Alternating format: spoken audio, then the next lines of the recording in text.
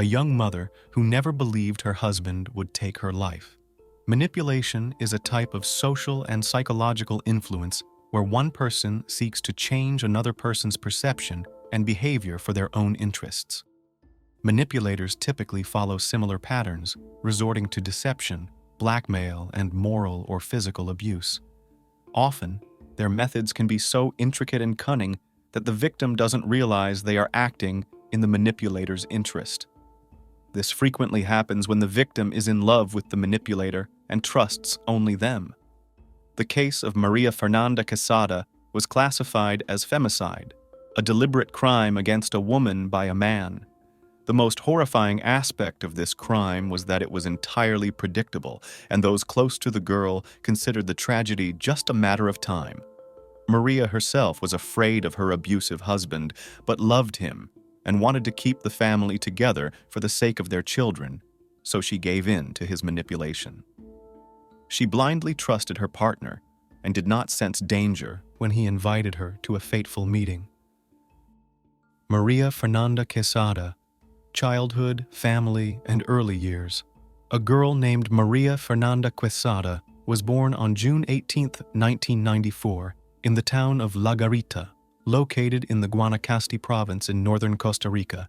She was the only child in the family, and her birth was a true miracle for the Quesada couple. Maria's mother had been treated for infertility for many years, and doctors had given up hope, claiming she would never have children. However, despite all the forecasts, she managed to conceive and gave birth to a healthy child. Her parents showered her with love and care, striving to protect her from all troubles and provide her with everything she needed. From a young age, Maria dreamed of having a large family with brothers and sisters, but her mother's health prevented her from having more children, so Maria remained an only child. The girl then decided that she would one day create a large, happy family of her own and have at least 3 children. The Quesadas worked hard and, by the standards of their native province, were considered well off. They aimed to give their only daughter the best education possible and fostered the development of her talents and abilities in every way. The family lived in a spacious, cozy home, and Maria had the opportunity to study music and attend art school. Maria had warm and trusting relationships with all family members, but she was especially close to her maternal aunt. Her mother's younger sister was only 6 years older than Maria, so they grew up as close friends, sharing secrets and being almost inseparable from a young age. Quesada excelled in school, had a creative nature, and was passionate about painting and sculpture. Those around her described her as a kind, bright, empathetic, and friendly person, always ready to lend a hand. She always had many friends, easily connected with people, and was very attractive. Single mother. At 18, Maria started dating a boy she had known since school. Their relationship developed quickly. The young man seemed reliable and loving to Maria, but everything fell apart when she told him she was pregnant. The young man, who was her age, was completely unprepared for family life and raising a child. He immediately suggested she terminate the pregnancy, and when she refused, he declared that their relationship was over. Maria was devastated, but still hoped that after the baby was born, the father would change his mind and come back. However, by then, her ex-boyfriend was already seeing someone else and wanted nothing to do with the son he had fathered. Maria's main support came from her parents and aunt, who helped and financially supported her and her son. The young mother knew she couldn't rely on her relatives forever and needed to provide for her son on her own. She began looking for ways to earn a living, wanting her work to bring her joy.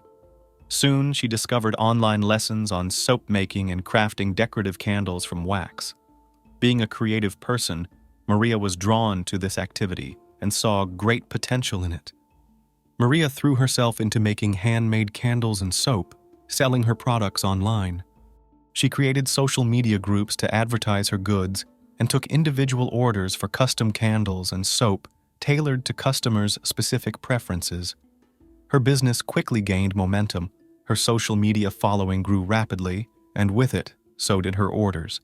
She continuously improved her craft, aiming to become a top-notch artisan and dreamed of saving enough money to open her own shop. Meanwhile, Maria also started teaching online soap-making classes, earning a decent income. She continued to live with her parents and son, saving for her own home, and dreamed of getting an education, a frightening suitor. Maria worked hard, but she never stopped dreaming of meeting a worthy man with whom she could build a strong, happy family, someone who would love her growing son as his own. Her loved ones shared this dream, but when she brought her new partner into their home, they were filled with anxiety and fear for her future. In the fall of 2017, Quesada went to the city to buy supplies for making soap and candles. While she was shopping, a charming young man named Esteban Rovira Vargas approached her. He paid her a few compliments, saying he was captivated by her beauty and couldn't resist coming over to introduce himself. Esteban seemed polite and genuine, quickly charming Maria and earning her trust, so she agreed to take a walk with him and have coffee. After a brief conversation, Maria gave him her phone number, marking the beginning of their unexpected romance. Esteban was 12 years older than Maria, but she didn't see the significant age difference as an obstacle to their happy future. She fell in love with him from the day they met, though it was a mystery to those around her what had won her over. Vargas was the complete opposite of Maria. He was harsh, rude, constantly used foul language, and had many bad habits. But most importantly, he never spoke about his past. Officially, he didn't have a job, but he had substantial savings that many suspected were obtained through dishonest means. Esteban owned a firearm, which he kept in the glove compartment of his old pickup truck. He rarely parted with the pistol, but never explained why. Maria suspected that her lover might be connected to the criminal world, but she was too afraid to ask him directly. She also knew nothing about his past relationships. About 4 months into their relationship, Maria decided to introduce Esteban to her family. She was very nervous about her parents' reaction, and it turned out she had every reason to be. Esteban behaved provocatively, was rude, used foul language, and any questions or remarks provoked anger and sudden outbursts. He openly frightened Maria's parents, and as soon as he left their home, they began urging their daughter to break off the relationship, fearing for her safety. However, Maria was not just in love. She was truly blinded by her feelings and refused to listen to any arguments. She naively believed that her love, care, and support would help her lover manage his fits of rage, that he would eventually calm down, settle, and become a good husband to her and a caring father to her son, as well as to the children they would have together, which she longed for, a family like his. A couple of weeks after meeting Quesada's parents, Esteban decided to introduce Maria to his family. He invited her to a family dinner at his mother's house, but the event turned into a nightmare for Maria. The Vargas family members were just as hot-tempered, aggressive, and arrogant as Esteban. They used foul language, communicated loudly, and any argument could instantly escalate into a fight. They treated their son's new love interest with disdain, making derogatory remarks, and even comparing her to his ex-girlfriends. They didn't like that Maria already had a child from a previous relationship, and they made no effort to hide their feelings. Maria held back tears of hurt and humiliation with all her might. To make matters worse, Esteban's relatives also had a fondness for strong drinks, and when intoxicated, they became even more aggressive and unpredictable. Maria found them cruel and malicious, a sentiment she candidly shared with her parents. Her father and mother once again tried to convince their daughter to break up with Esteban and stay away from him and his family. However, Maria remained adamant, believing that things would settle over time, especially since Esteban tried to behave himself when she was around. A hellish marriage. In December 2018, Maria told her partner that she was expecting his child. Esteban was not overly thrilled by the news, but he agreed that it was time for them to make their relationship official. The couple got married on April 6, 2019, when the bride was 4 months pregnant. They had a beautiful wedding with a white dress and a beachside ceremony. After the wedding, the newlyweds moved into a small house owned by Esteban. But from the very first days of their married life, he began to show his true colors. He no longer held back his outbursts of rage, threw tantrums over nothing, and didn't hesitate to use his fists. Insults, beatings, and humiliations became routine in their home, all witnessed by Maria's 5-year-old son. For several months, Maria not only endured all this, but also kept it secret from everyone. She avoided visiting her family so they wouldn't see the bruises on her face and body, wore long sleeves even in the heat, and carefully concealed the marks around her eyes with makeup to avoid attracting neighbors' attention.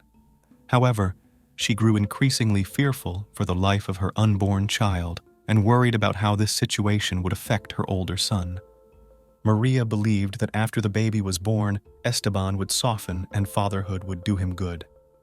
She endured daily abuse, accusations, and humiliation, all while Esteban skillfully shifted the blame onto her, reminding her that he had accepted her with a child that no one else wanted. He expertly manipulated her emotions, knowing that the woman in love wouldn't leave, understanding how to frighten her and make her comply. Quesada was terrified of being alone again, this time with 2 children, and this became Esteban's primary lever of control. However, shortly before the birth, after another brutal beating, Maria hastily packed her things, took her son, and fled to her parents. They were shocked by her appearance, as there wasn't a single unmarked spot on her body, and urged her to go to the police, but she flatly refused. Caring father. In the last few weeks before giving birth, Maria lived in her parents' home, still hoping that the birth of her child would improve the situation, so she was in no hurry to file for divorce.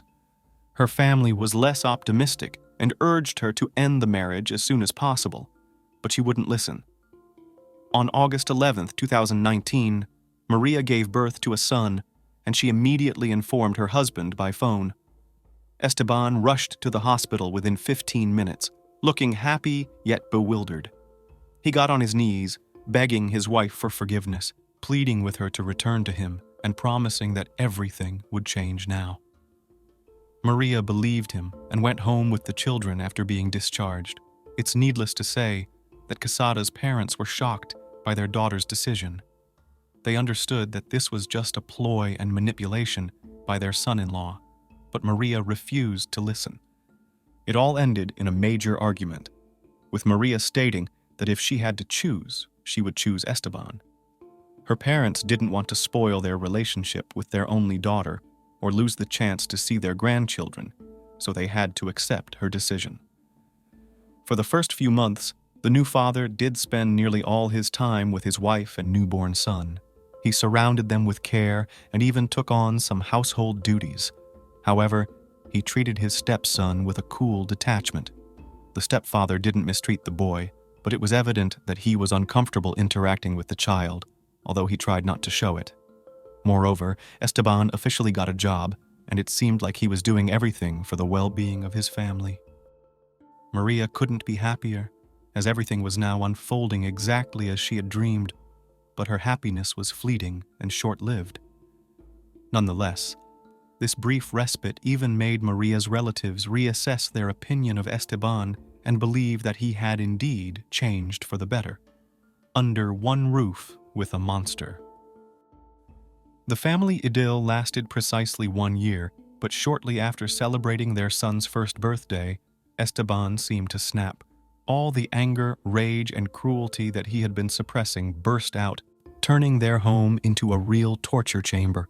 He mercilessly beat his wife, broke several of her ribs, and nearly deprived her of an eye.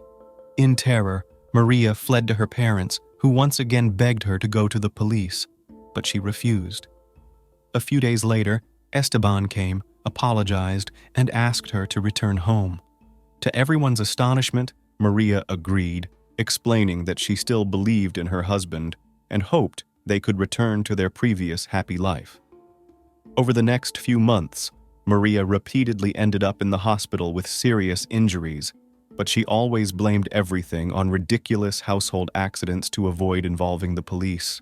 Neighbors regularly heard screams and shouting from the couple's house and even witnessed the man beating his wife.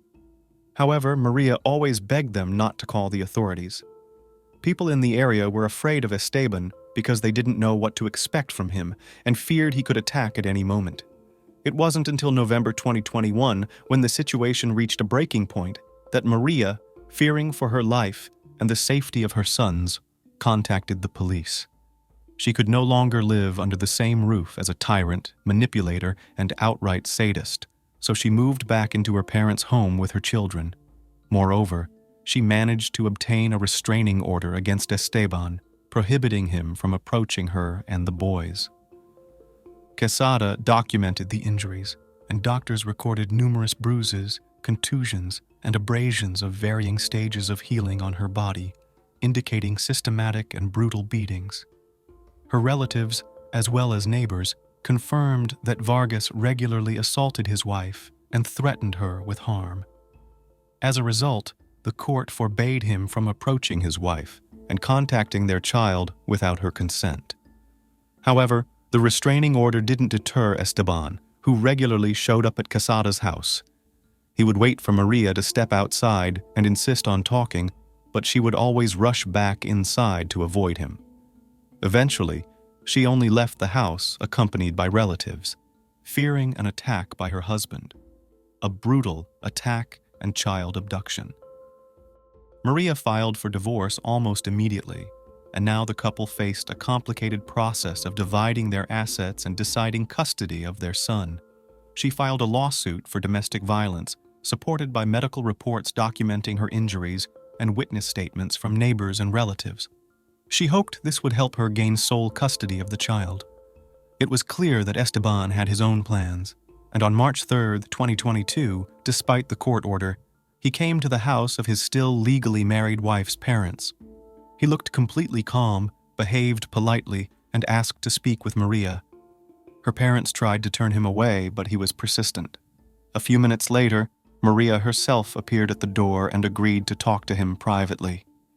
It's unclear what exactly Esteban said to her, but he was very convincing, and Maria agreed to go with him to their shared home to settle some issues. Moreover, she took their son with her because Esteban convinced her that he missed the child and wanted to spend time with him. Her parents were adamantly against their daughter and grandson going anywhere with this dangerous man, but Maria assured them that nothing bad would happen. She took the child, got into Esteban's car, and that was the last time her parents saw their only daughter alive. The couple started arguing in the car. By the time they reached their house, Esteban was yelling and using foul language at Maria, as witnessed and overheard by the neighbors. The couple, along with their young son, entered the house, where the situation escalated. The shouting didn't stop, and soon it was accompanied by loud crashes, as if furniture was being broken and dishes were being smashed. Then came the sound of a child crying and Maria's desperate call for help. Neighbors called emergency services, and a man living across the street rushed over to help. As he approached, the front door flew open, and Esteban appeared on the threshold, covered in blood. In one hand, he held the crying child, and in the other, a blood-stained knife. His gaze was wild, and his face twisted in rage. The neighbor backed off, fearing for the boy's life, while Vargas jumped into the car and sped away at high speed. When the police arrived, they found the mutilated body of a young woman with no signs of life. Maria lay in the kitchen in a pool of her own blood, with multiple stab wounds. Blood splatters were everywhere, on the walls, furniture, and even the ceiling, indicating the extreme brutality of the attack on the victim. Forensic experts counted 11 stab wounds on the deceased's body, most of which were concentrated on the upper torso and hands, which she had used to shield her face.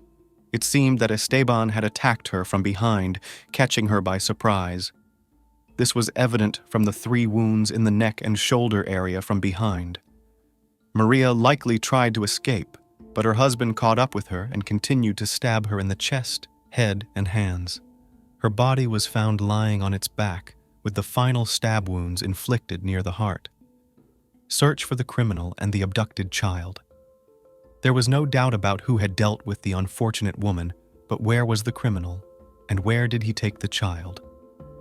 A few hours later, Esteban's abandoned car was found on the side of a deserted road. Inside were traces of blood, and on the floor lay the weapon used in the crime, bearing the man's fingerprints. For obvious reasons, the criminal decided to get rid of the car, which had been declared wanted. He could have hitchhiked, taken a bus, or stolen another car. However, the options of public transport and hitchhiking were quickly dismissed because the man was in bloody clothes, which would have undoubtedly raised questions or suspicions. Most likely, he stole a vehicle to escape. An emergency manhunt was launched, as the police had strong reasons to believe that the criminal would attempt to cross the border into Nicaragua with the child within hours. Alerts with photos of Esteban and his young son were sent to all border checkpoints, and by evening, the fugitive was apprehended. The criminal had even managed to find a clean shirt somewhere, but bloodstains from the victim remained on his jeans and sneakers. As expected, he tried to leave the country in a stolen vehicle with his young son in the car, but he was arrested at passport control. The man did not resist and immediately asked for a lawyer. A gun belonging to Esteban, with his fingerprints, was also found in the stolen vehicle. Crime investigation. The crime was initially classified as femicide, a crime against a woman due to her gender, which is considered a particularly serious offense in Latin American countries and is usually punished with life imprisonment. All the evidence pointed to Esteban. The bloody knife with his fingerprints, the blood stains on his clothes, and the neighbors' testimonies confirming that besides him, Maria, and the child, no one else was in the house. Moreover, the investigation revealed that the man had previously been charged multiple times for assaults and causing bodily harm. However, the only eyewitness to the crime was a 2.5-year-old boy. So, the criminal and his lawyers adopted a specific strategy. Esteban claimed that Maria had attacked him, and he was only defending himself from an enraged woman, panicking and grabbing the knife. The man argued that he didn't even remember how he inflicted the wounds and only realized what had happened when his wife fell silent. At the same time, the Vargas family tried to tarnish the deceased's reputation, calling her a bad mother, a terrible wife, a troublemaker, and unfaithful. The defendant's relatives claimed that Maria provoked Esteban, attacked him, and this ultimately led to the tragedy. They did everything to portray the criminal as a victim of circumstances. The lawyers insisted that the greedy Quesada family intended to take all his property and deprive him of the chance to see his son. During the investigation, it was even necessary to exhume the body of the victim, who had been buried a week after the crime. Independent experts refuted Esteban's and his defense's claims that Maria had attacked him first, once again confirming that the first 3 blows were inflicted on her from behind. Trial and sentence. The trial of the criminal began only in March 2023, meaning the defendant and his lawyers had plenty of time to build a convincing defense. However, various activist organizations fighting for women's rights supported the Quesada family, joined by crowds of people demanding just punishment for the criminal. The deceased's eldest son, who was 9 years old at the time, could testify in court and spoke about the stepfather's cruel treatment of his mother. The younger child, who witnessed the crime, was only 2.5 years old at the time. Psychologists worked with him and determined that the boy had a deep-seated fear of kitchen knives, screaming, "Daddy, don't," whenever he saw one. The child mentioned that his father had hurt his mother and that everything turned red. These materials were submitted to the court, but the child was not brought into the courtroom to avoid further trauma. Numerous witnesses, including neighbors, relatives, and acquaintances, testified against Esteban, recalling how he had shown aggression toward his wife at various times.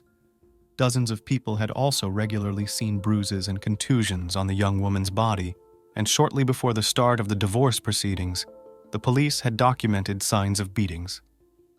On May 15, 2023, Esteban Rovira Vargas was found guilty of the premeditated crime against his wife and sentenced to 36 years in a maximum security prison. Custody of the deceased woman's 2 children was granted to her relatives. No body, no case. It was said in English law after the miracle of Campton, but in our story there is no body, but there is a case. On a November morning in 2011, Galina Kolyadzinskaya returned home to her rented apartment on Uborovicha Street in Vladivostok and disappeared. 3 years later, her boyfriend Victor Cohen was convicted of her murder.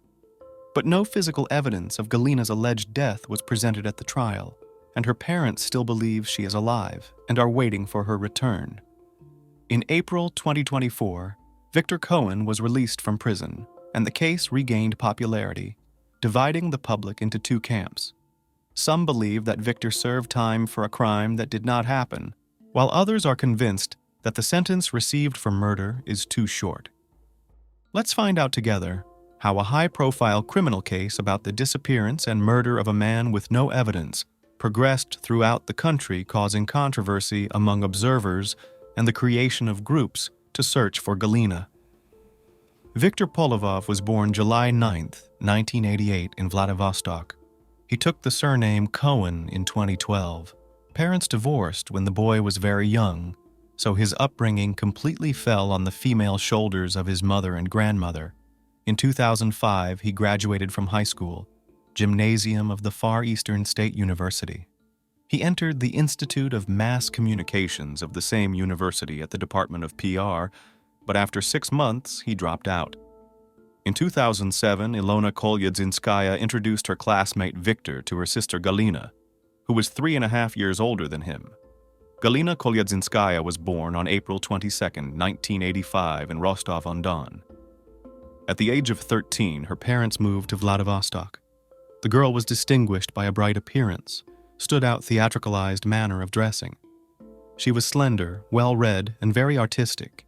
She graduated from school, studied at an art school, then entered the Faculty of Design of the Far Eastern Federal University. Victor was smitten with her, and for the first time, he truly fell in love. Both of them dreamed of entering the Theater Institute, so Victor dropped out of school and they left their native Vladivostok for Moscow. Galina failed the entrance exams, but Vitya did not.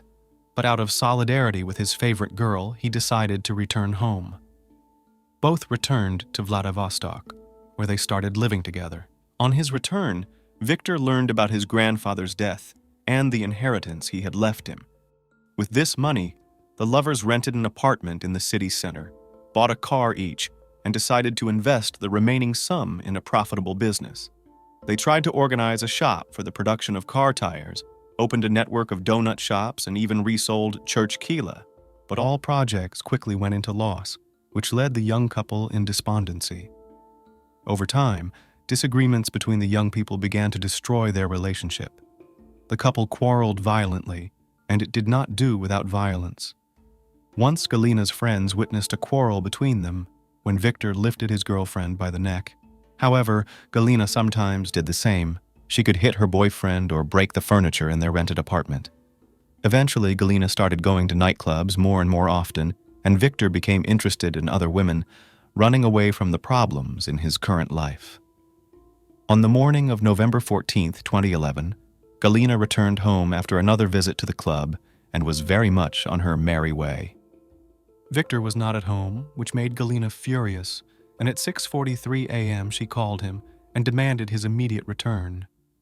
15 minutes later, Victor was already in their rented apartment.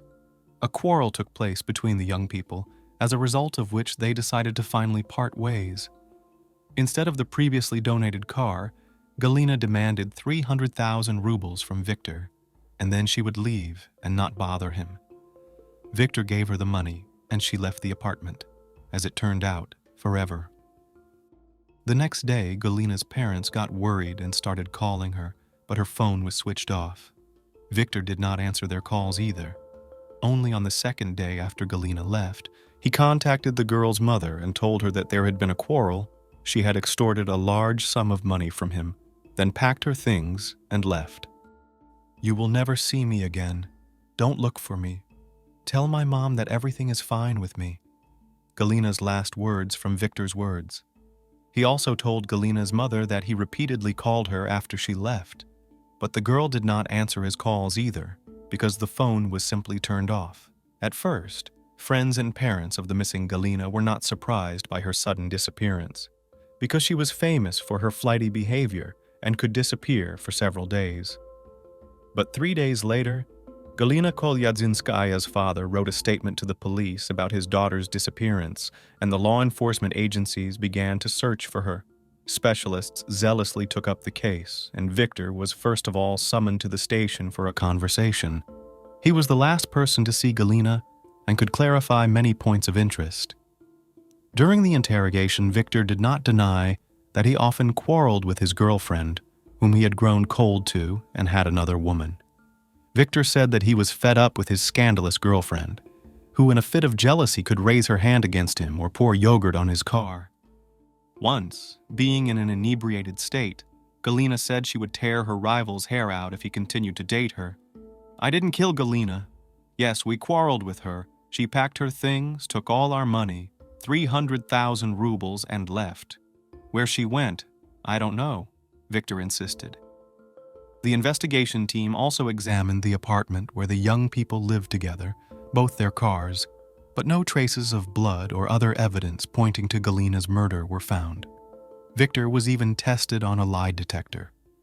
During the interview, the young man was confused in his testimony, but his involvement in Galina's disappearance was not proven. Having questioned Galina's acquaintances and neighbors, the police decided to refuse to initiate a criminal case, as no signs of corpus delicti were found. However, Galina had never traveled outside Vladivostok. She did not have a foreign passport. Victor collected Galina's belongings and gave them to her parents, and he himself moved in with his new girlfriend Tatiana and started a new life. The feelings of young people were so strong that in 2012 they decided to get married. It was then that Victor finally got rid of his father's surname, which had been weighing him down since childhood. He liked the Cohen option, which was offered by his future wife, who heard the beautiful surname in one of the movies. Everyone forgot about the missing Galina Kolyadzinskaya for several years. 3 years of married life of a young married couple, Cohen flew quite happily. They traveled a lot, went to the mountains, and lived a quiet and measured life. But everything changed when the case of Galina's disappearance was reclassified as a murder case, because for 3 years she never showed up.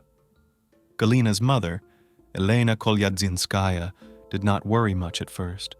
She knew that her daughter was a creative and fickle nature, could go somewhere just by mood. Perhaps this explains why the case did not become a criminal case for almost 3 years, because no one insisted. In June 2014, based on the materials of the inspection on the fact of Galina Kolyadzinskaya's unknown disappearance, a criminal case under the article murder was initiated. The girl was put on the wanted list as missing, and employees of the Crime Investigation Department began to work out various versions of Galina's disappearance, from going abroad to work in the modeling business to murder. In the course of working out the latter version, Kolyadzinskaya's ex-boyfriend came to the attention of the police. It turned out that Cohen and Galina often quarreled. The girl made him jealous scenes because of his relationship with another woman. There was also information that Galina was planning a trip to Korea. In her youth, she had already worked as a model in China and was going to continue her career in this field.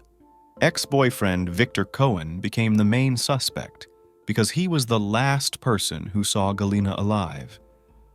The testimony regarding the facts of Galina's disappearance, which Victor and witnesses had previously given at various stages of the case, also gave reason to believe that Victor might be involved in the crime.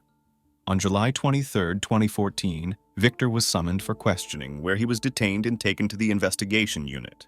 There he confessed that after another quarrel, in the morning of November 14, 2011, he strangled Galina, subsequently dismembered the body in the bathroom, put the remains in 3 plastic buckets, took them to a wooded area near the factory Variag, where he built a fire with tires, burned the body, and scattered the ashes in different places.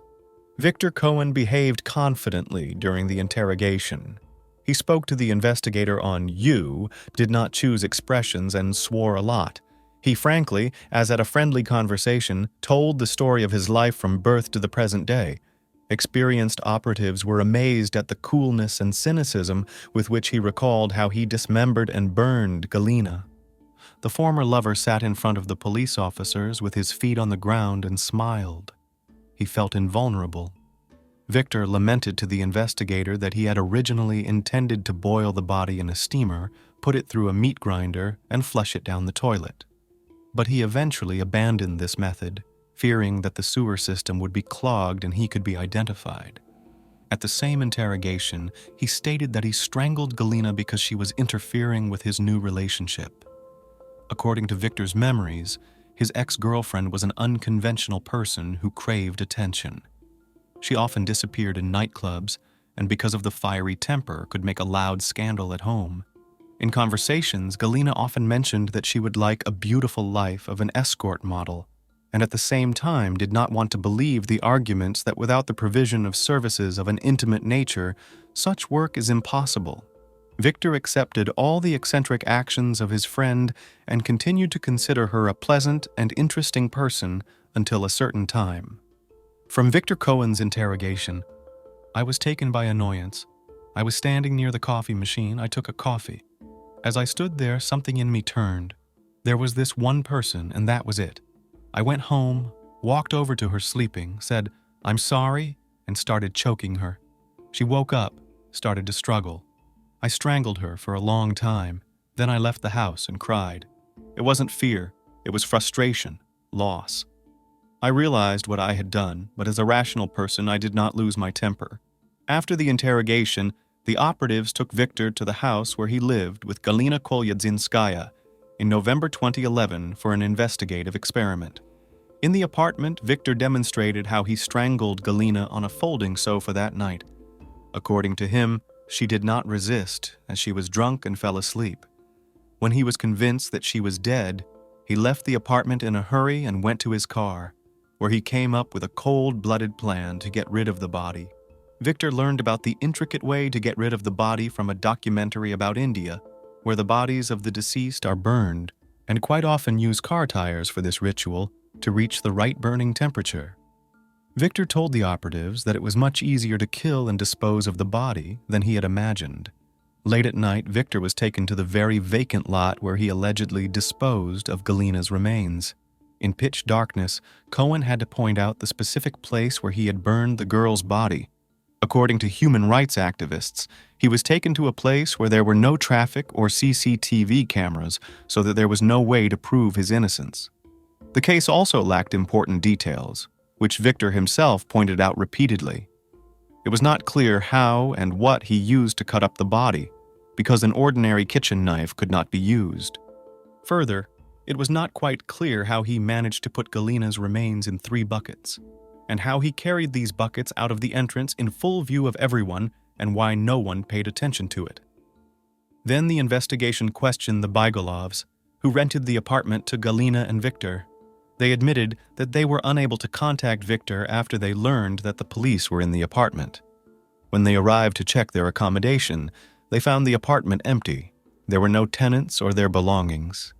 On the ceiling, they found brown-colored splatters, as the couple thought it was from coffee or tea, and there were black streaks on the wallpaper, most likely from storing car tires. But the detainee, Victor Cohen, did not know that his interrogations were recorded by a video camera. When he realized that he had told too much on camera, he recanted his testimony, stating that during the interrogation at the Operative Investigation Unit on Karbasheva Street, they forced confessions out of him using unauthorized interrogation methods, and when his wife Tatiana came to the same station, Victor was threatened that they would harm her as well. He added that the story he told during the hour-long interrogation was made up by the operative officers, and that the place where the remains were burnt was determined based on his phone billing that night. But was torture really torture?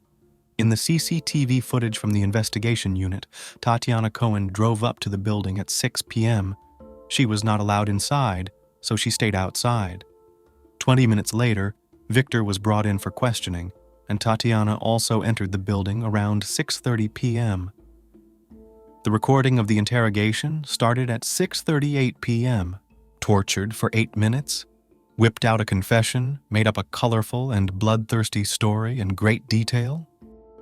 On August 11, 2015, as a result of the first court hearing, Victor Cohen was found guilty of the murder of Galina Kolyadzinskaya, and by the court verdict of August 11, 2015, he was sentenced to 9 years, 10 months of imprisonment, with serving his sentence in a penal colony of strict regime.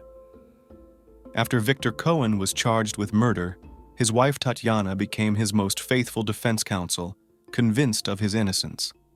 All Vladivostok residents actively followed the story and even went out to rallies in support of Victor Cohen. People divided themselves into defenders and accusers. Victor's wife continued to fight for her husband and did not lower her hands even after the terrible news that her spouse would have to spend almost 10 years behind bars. The revealing video, which was kept in the criminal case, was shown during the court session. The case became a high-profile one because during the court proceedings, Victor said that confessions were beaten out of him by interrogators with the help of threats and torture, as evidenced by hospital discharges, where he was diagnosed with concussion and ear barotrauma. A young, handsome man with huge brown eyes had strangled, dismembered, and burned his girlfriend in cold blood. No one could believe it. Charismatic guy could become an actor. He was even admitted to the Moscow Theater Institute. True, as we already know, Victor refused to study. Friends, classmates, just acquaintances from all sides described him positively. Lawyers built their defense on the fact that in the apartment where, according to the investigation, the murder took place, and at the place where he burned the body, not even traces of human DNA were found. There were even witnesses who allegedly saw Galina in the city after she disappeared. The public was fueled by Galina's mother, Elena Kolyadzinskaya. The unhappy woman sincerely believed that her daughter was alive. In all interviews, she said that Victor was not guilty, and Galina would soon come back and tell why she had disappeared and where she had been all this time. After the guilty verdict, Victor Cohen continued to call the circumstances of the murder, presented to the investigation, completely invented. After all, no biological traces were found at the alleged place of burning the remains of the victim. The forensic examination, conducted in Cohen's car and apartment, did not give convincing results either. The defendant was also sided with Galina's parents, who were convinced that their daughter was alive. The defendant's lawyer, Ivan Mikhailev, said at the time that the investigation had no objective evidence. The examination of the soil at the clearing, where his client allegedly burned the body, also yielded nothing. The examination did not show any biological traces. Later, it turned out that some of the case materials were also missing. Inspection reports of the apartment and the car, lie detector data, and video from the camera, which were obtained back in 2011. Cohen's family and defense believed that the case was reclassified in order to relieve himself of responsibility for the unsolved crime. Galina was never found. Not agreeing with the court verdict, Victor filed an appeal and began to claim that he was not involved in the commission of the incriminated crime, and the confession was forced out of him by law enforcement officers. Tatiana Cohen launched a large-scale campaign in support of her husband. She appeared on various talk shows and programs, gathered rallies, actively maintained social networks, where she actively collected money for a lawyer, in return posting fake reports. On December 7, 2015, the Court of Appeals overturned the verdict due to violations of the Code of Criminal Procedure, and the case was sent to the Court of First Instance for a new trial in a different court.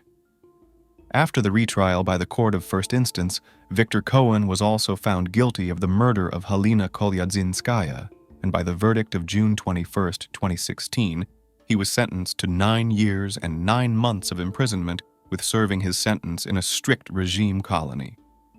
The sentence was again appealed, but this time the Court of Appellate Instance on November 28, 2016 upheld the sentence, and Victor Cohen went to serve his sentence.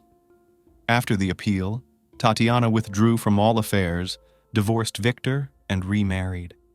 As it turned out, her role as a wife was a carefully planned game, because Tatiana began a new relationship immediately after Victor's detention. Nobody expected such a turn of events. Tatiana herself refused to comment. Despite the fact that the body of Halina Kolyadzinskaya was not found, the court ruled on the basis of circumstantial evidence against Victor Cohen, and there was plenty of it. First of all, this confession, in which Victor says that after the murder he decided to get rid of the body by grinding it in a meat grinder. He went to the shopping center Maxim for it, where he actually bought a meat grinder and a pressure cooker in the Domatechnica store. In 2015, the investigation made a seizure of records from the database of the store about the purchases of meat grinders for November 14, 2011, and in one of the records was the surname Polovov. The time on the billing and the receipt from the database of the store coincide. Also, the store administrator confirmed in court that there was no tampering with the database for the purpose of falsification. Further, Victor Cohen's cell phone billings played an important role in the verdict. On November 14, 2011, from 11 a.m. to 6 p.m., Victor stayed in the apartment. Most likely, he dismembered the body, and at night he took buckets with the body to the woods near the Variag plant. Victor repeatedly reported that he called Galina after she left, but her phone was unavailable. However, Victor's phone billing showed that he did not call Galina between 10 a.m. and night. The last phone conversation he had was with Tatiana at 11:51 p.m., just in the neighborhood of the Variag plant. Moreover, if you listen to the court sessions where the billing of Galina Kolyadzinskaya and Victor is announced, it is obvious that after Galina's disappearance, her relatives, friends, even Victor's mother called her, but not Victor himself. Given the fact that everyone is looking for Galina and Victor is under suspicion, if it were him, anyone would send at least a message to his missing friend. But Victor didn't do it. Obviously, he knew there would be no answer. Also in the case were sales receipts for 3 20-liter plastic buckets with lids and locks, bought the same day as the meat grinder. Unfortunately, there is no last name on the receipts, so it is not proven that it was Victor Cohen who bought them. But how could Galina fit into 3 20-liter buckets? Another piece of circumstantial evidence was the enamel in the bathroom. Victor dismembered Galina in the bathtub, having covered everything with foil to hide the traces of blood. He then scrubbed the tub with a metal brush with such force that he erased the enamel. In the confession video, Victor voiced that Galina had ruined the enamel on the bathtub by regularly cleaning it with alkaline or acidic products. Witnesses who claimed to have seen Galina at a supermarket in Vladivostok and at Sheremetyevo Airport in Moscow after she went missing turned out to be false. According to the airport's CCTV cameras, a similar girl was not found. A criminal case was opened against one of the witnesses under the article on giving false testimony. While studying this case, the only and the main question was spinning in my head. So why were no other clues found? It is impossible to anticipate and hide even the smallest details. After all, if Victor really killed Galina, at least some traces must remain. And the answer was simple. It's time. For the first few days, Victor wouldn't let the police into his apartment. He immediately moved in with Tatiana, and the owners of the apartment knew nothing about what had happened. He finally took his belongings only on December 8th. No one opened the door to the police officer who came to check on him. The police did not get into the apartment until 12 days later. They did not use luminol but simply fixed the situation. On December 10th, the owners of the apartment started renovation. The 2 cars were inspected only on December 27th. Let me remind you that Galina disappeared on November 14th. Consequently, Victor had about 3 weeks to clean the apartment and cover his tracks, and a month and a half to clean the interior of the car. Why, then, were neither traces of DNA nor Galina's remains found? According to the conclusion of experts, it is still possible to completely burn the body in artisanal conditions, and that's exactly what happened in this case. The black pieces, which Victor said he scattered in the forest near the place of burning, could be scattered by wild animals, thus depriving the investigation of the last possible evidence. Victor burned Galina, who had been dismembered into pieces, on tires, giving the right temperature to burn the bones. All that was left of her were black charred bone fragments. He did not specify the exact location of the bonfire, citing the long time lapse. He had forgotten. In order to find the remains of the body would have to sift through a sieve a huge area of the forest. But why, if the killer is found? For more than 13 years, nothing is known about Halina Kolyadzinskaya, and the last day of her life is described from the words of the man who was convicted for her murder. Assuming that Victor Cohen did not kill after all, where could Galina have gone? Experienced retired investigators in an informal conversation with journalists say that in today's world, it is almost impossible to get lost unless you are a professional in the intelligence service. In 13 years, Galina had to be found somehow. Even if she lived abroad under a false name, she could not help but leave traces. After all, even to replace her documents, she would have had to be fingerprinted, which means she would have been identified.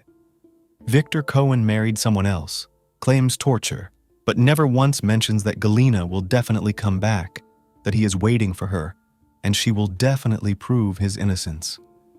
But he knows perfectly well that the main witness is not there and cannot be. Not once did Victor say that he served time innocently, that 10 years of his life were stolen from him, that he lost his beloved wife Tatiana, who preferred not to wait for him from prison. He has no grudge against the system, no desire to fight for his honest name, to sue, to prove his innocence. He knows that the body will never be found. He burned it to the ground. There is no evidence. This gives him the opportunity to make up all these versions of the disappearance, and he behaves just as if he had served time for his crime. Now he is clean. What claims can there be? He was convicted. He served time. He has redeemed everything. An innocent person would not be so cold-blooded as to incriminate himself, and even in such detail. Despite the already closed case, many people all over the country still can't believe what happened. They are still looking for Galina on their own. For this purpose, they place ads on forums and periodically post photos of girls who resemble her very much, because Galina's parents are still waiting for her to come home. This story is set in Spokane, Washington, the second largest city in the state. As beautiful and attractive to tourists as the city may be on the outside, it can be just as dangerous to its residents. According to the state, Spokane County has the highest crime rate in Washington, twice the state average. So today's tale of young Cinderella has a beautiful exterior and a bitter flavor inside. The Holden family, a typical American family, had lived in Spokane for a long time. They adored children, so the house was always full of them. Judy and John Holden had 2 daughters and an adopted son, Joshua. The adult daughters had long since left the family and lived on their own. Their only son, Joshua, however, remained with his parents. Large, melancholic, and always frowning young man could not create his own family and therefore reluctantly stayed at his parents' house. The desire to have a stable income in the form of significant benefits forced the Holden family to take more than 1 and not 2 children from the orphanage. Thus, one day, a sweet little girl named Courtney appeared in the Holden family. Courtney Corinne Holden was born on February 28, 1992, and 2 years later found herself in an orphanage. Children of different ages dreamily prayed to the Almighty to give them a mom and dad. And one joyful day, the girl's wish came true. Little Courtney went to Spokane. Courtney began living with Joshua and several other foster children. When the door closed behind her, the girl's dreams of a caring and loving family remained only dreams. If in the orphanage Courtney's life seemed sad and joyless, at the Holdens it turned into a real nightmare. From a very young age, she was forced to do all sorts of chores around the house. She had to clean the whole house, wash the dishes for all the family members after every meal. What was especially surprising was that the Holdens treated the other foster children much better, and no one could understand the reason for their hatred of this sweet girl. Judy Holden had reached a respectable age by then, and Courtney was the last child they had taken from the orphanage. Perhaps that was the source of their inexplicable anger. Courtney was even forbidden to go outside without permission. People who visited their home often heard Judy and Joshua mistreat Courtney, calling her Cinderella, as if she were a fairy tale character who in real life was a slave to her stepmother and evil sisters. Courtney found herself in a similar role. However, the girl turned out to be very responsive and over the years of living with the Holdens got used to harsh conditions. She was afraid of her foster mother, and her brother Joshua inspired terror in her with his mere presence. He forbade her from socializing with her peers, and she had no cell phone or other modern conveniences. She never left the house without need or permission. She only got a breath of fresh air, like socializing with neighbors, when the house was empty by going out into the backyard. Courtney's upbringing took place in just such an environment. Over time, she grew up and just got used to her life. She didn't become embittered, always treating her foster parents with respect because she didn't know any other life and had no idea of a normal family. Courtney found some freedom when Joshua, due to irreconcilable differences with his parents, moved in with his sister for a significant amount of time. For Courtney, it was the happiest period of her life. She finally got a long-awaited taste of freedom, free to leave the house, go for walks, and meet her peers. Time passed. Courtney graduated from high school and fell in love for the first time. Michael turned out to be a worthy partner for her. She felt care and attention from a man she had never received from anyone before. After each meeting, Courtney was over the moon with happiness. Their relationship lasted until 2011 when they had a son. Michael, in despair, begged his beloved to move to him and live a full family, but for an unknown reason, the young mother refused him and did not move, continuing to live in the house Holden, and stopped all romantic relationships with Michael. By then, the Holden home was empty. The foster children had grown up and moved away. John Holden, Courtney's foster father, had passed away, so for a long time she lived only with her foster mother Judy. Michael was only allowed to visit his son with Judy's permission. During the period when Courtney's brother Joshua was away, their life with their son was quite peaceful. But after his father's death in 2014, Joshua returned and began to control the family home fiercely. He installed multiple surveillance cameras around their home on Hero Avenue, about a block from Rogers Middle School in northeast Spokane. There were signs scattered throughout the yard that read, "Smile, you're being filmed," and several cameras pointed in different directions. The security cameras made Courtney anxious again, for she knew that going outside could get her in trouble from Joshua for running away. Courtney's life once again became unbearable. Around 2015, Courtney confessed to a neighbor that she was once again forbidden to have a cell phone, keep social media accounts, communicate with anyone outside the family, drive, or even leave the house without Joshua's permission. The birth of Courtney's son made Joshua Holden so angry that he forced her to cut off all contact with Michael. Courtney silently complied. Neighbors noticed bruises on Courtney's face and arms, and when asked about their origin, she frankly admitted, "Joshua beats me." Concerned neighbors wondered why Courtney tolerates such treatment and tried to help her in every way possible.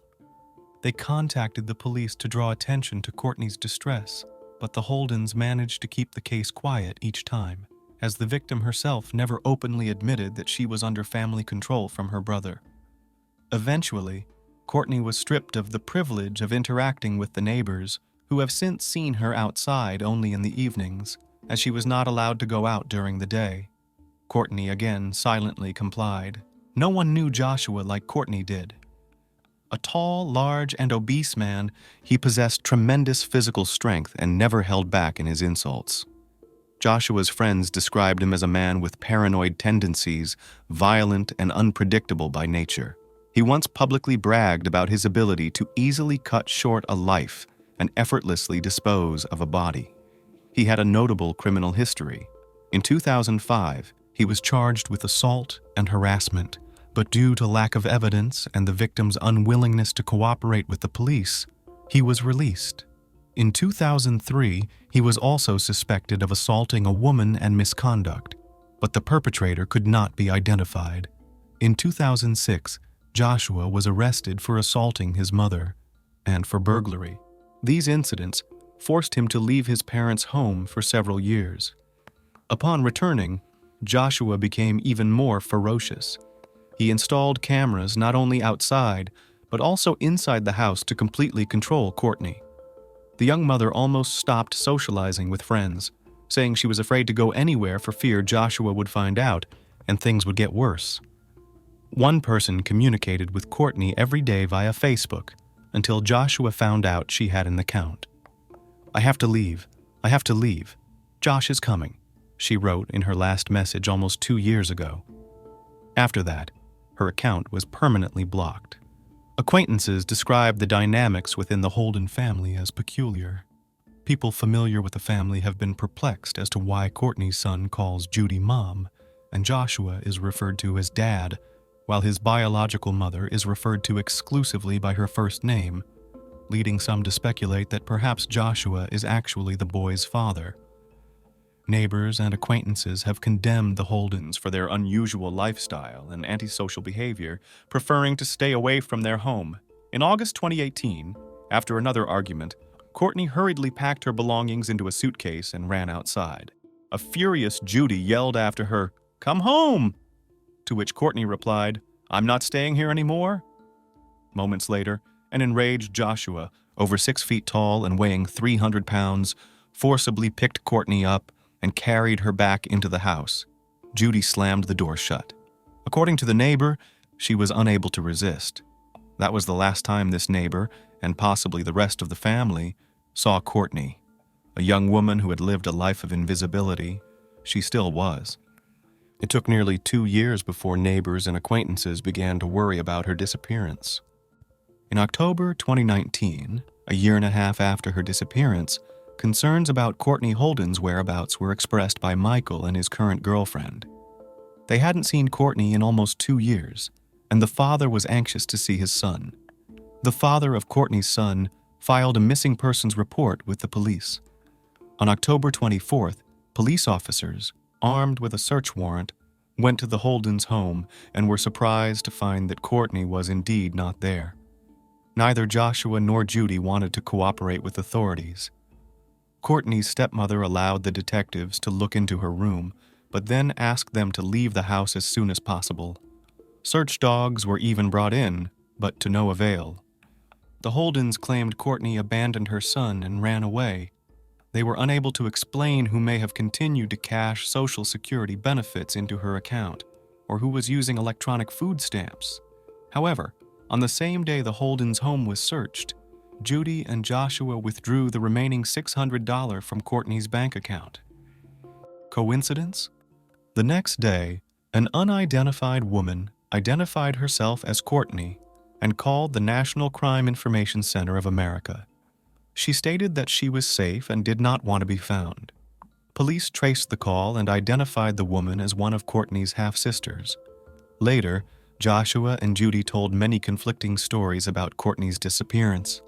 They once claimed she had run off with a truck driver, while another version said it was a secret lover she was hiding from everyone. Courtney's absence and the ever-changing testimony of those she lived with made the Holdens suspect. Clearly having something to hide, Joshua and Judy Holden hastily left Spokane in late October 2019.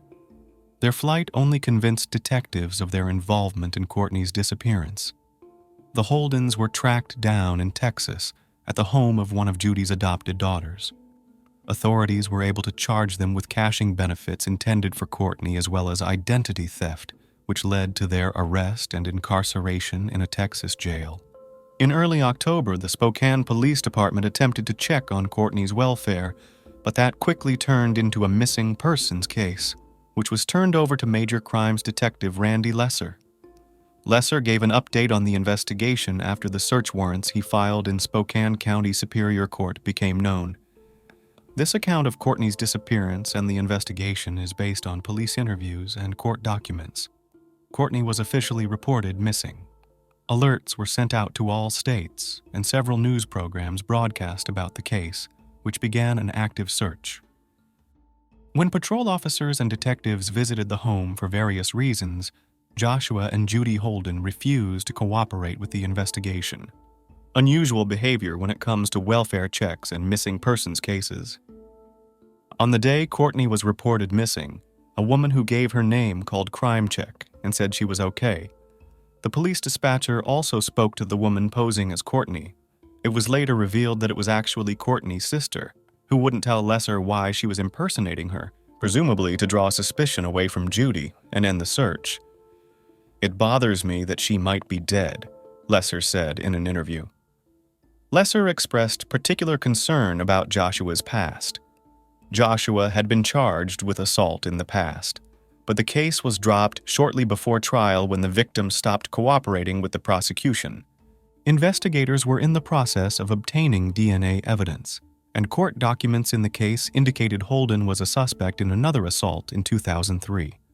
Neighbors and family members described Joshua as unstable, violent, and diagnosed with paranoid schizophrenia. Neighbors mentioned that Joshua was unemployed and Judy was afraid of him. Joshua had also been arrested on unlawful imprisonment charges and was convicted of burglary.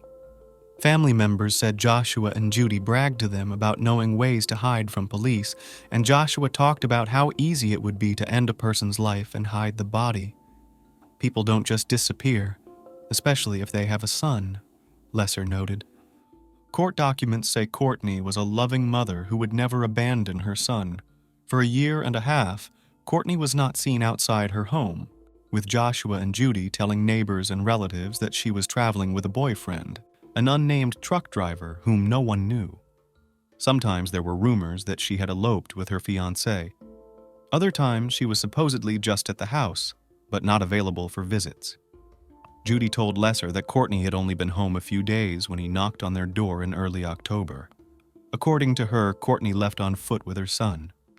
According to court documents, when Lesser asked Judy for her phone number, she closed the door in his face. She then reluctantly let police officers inside to look into Courtney's room. She was very nervous, Lesser said. The house was extremely cluttered, with piles of belongings taking up every available space, Lesser wrote in court documents. Courtney's room was also cluttered, and the mattress lay bare. It gave the impression that no one lived there, Lesser noted. At one point, Judy panicked, losing sight of one of the detectives behind the closed door. She ordered the investigators to leave when Lesser asked them to check the rest of the house for Courtney's son. Later that day, neighbors told Lesser that they saw Joshua, Judy, and one of Courtney's sisters leave in a van with the boy. Detective Lesser also found it suspicious that Courtney, who suffered from a chronic medical condition, had not seen a doctor since October 2017. She received her last prescription in July 2018, although she had been receiving medication every month prior to her disappearance. Despite the gaps in her medical records, money continued to be withdrawn from Courtney's bank account every month, and her card was used for groceries. Surveillance footage confirmed that Joshua and Judy were shopping with the boy. The cameras also recorded the couple withdrawing the remaining money from Courtney's bank account on the day she was reported missing in early October. By October 24, Joshua and Judy had left their home. Lesser wrote that the DVR from the home surveillance system had been removed, and the family's 6 pets were gone when police arrived to execute a search warrant. The cell phone numbers associated with Joshua and Judy were deactivated in mid-November, but 2 new numbers with Texas area codes were activated the same day. About a month after the Holdens left, a neighbor called police to report activity at the house. It was one of Judy's daughters and her husband, who had flown in from Texas to check on the house. They said they hadn't seen Courtney in 2 years and that Judy had retired. The man told police that Joshua and Judy had a child together, but Judy's daughter claimed the boy was Courtney's son. In mid-December, Lesser traveled to Texas to search for Joshua and Judy. Police found them at Judy's daughter's home along with Courtney's son. Joshua and Judy Holden were arrested on charges of identity theft, custody interference, and using Courtney's bank accounts and hiding her son. The boy was found safe and sound and was successfully returned to his father. No charges were filed against other family members. Police searched Judy's home in Spokane with search dogs, but unfortunately found no trace of Courtney. A search of a home in Texas also yielded no clues as to Courtney's whereabouts. Officers also searched a car and trailer belonging to Judy parked in an RV parking lot in Oklahoma. Joshua, 40, and Judy, 74, were in jail in Texas, where they declined to be interviewed by police. They refused to be extradited to Spokane, so police were awaiting a warrant from the governor for their return. Because police could not prove their involvement in Courtney's disappearance, they were likely released. This is probably one of the most in-depth missing person cases. Lesser says of the months-long investigation, "I have 4 notebooks full of different information. Judy and Joshua still claim they had nothing to do with Courtney's disappearance, and police believe she is most likely dead. But unfortunately, there is no way to prove it yet. Despite the aforementioned allegations, Judy and Joshua have not been charged with anything. Many still believe that they know what happened to Courtney. In addition to being known for his violent behavior, Joshua has also stated that he could end a person's life and successfully hide the body from the police. Investigators believe Courtney is dead, but have yet to make any arrests related to her case. To summarize today's story, Courtney was unlucky enough to be part of the Holden family, and this young girl who dreamed of family and love lacked the courage to stand up for herself. She truly believed that even these people who yelled at her, mistreated her, and forced her to work for them were her family. But is it necessary to defend oneself against one's own family? It is deeply unfortunate that Joshua Holden's bold statements in public about ending his life and hiding his body cannot be used as proof of his involvement in Courtney's disappearance, especially since she was never seen again after that fateful evening when he forcibly took her into the house. And no one knows what she went through during those terrible moments, or what atrocities these monsters who called themselves family were doing behind closed doors. There are countless ways to discreetly dispose of a body, using various chemicals that neither experts nor police dogs can detect. This suggests that if Courtney did suffer that night, her spirit still resides at Holden Manor, where she looked for family, but instead found her doom. Her son was taken from the Holden family and placed in his father's care, where he remains to this day. Courtney Holden is still missing in action. Is it possible to steal a twin's identity and live their life? Twins are almost always of keen interest to others when they appear somewhere together.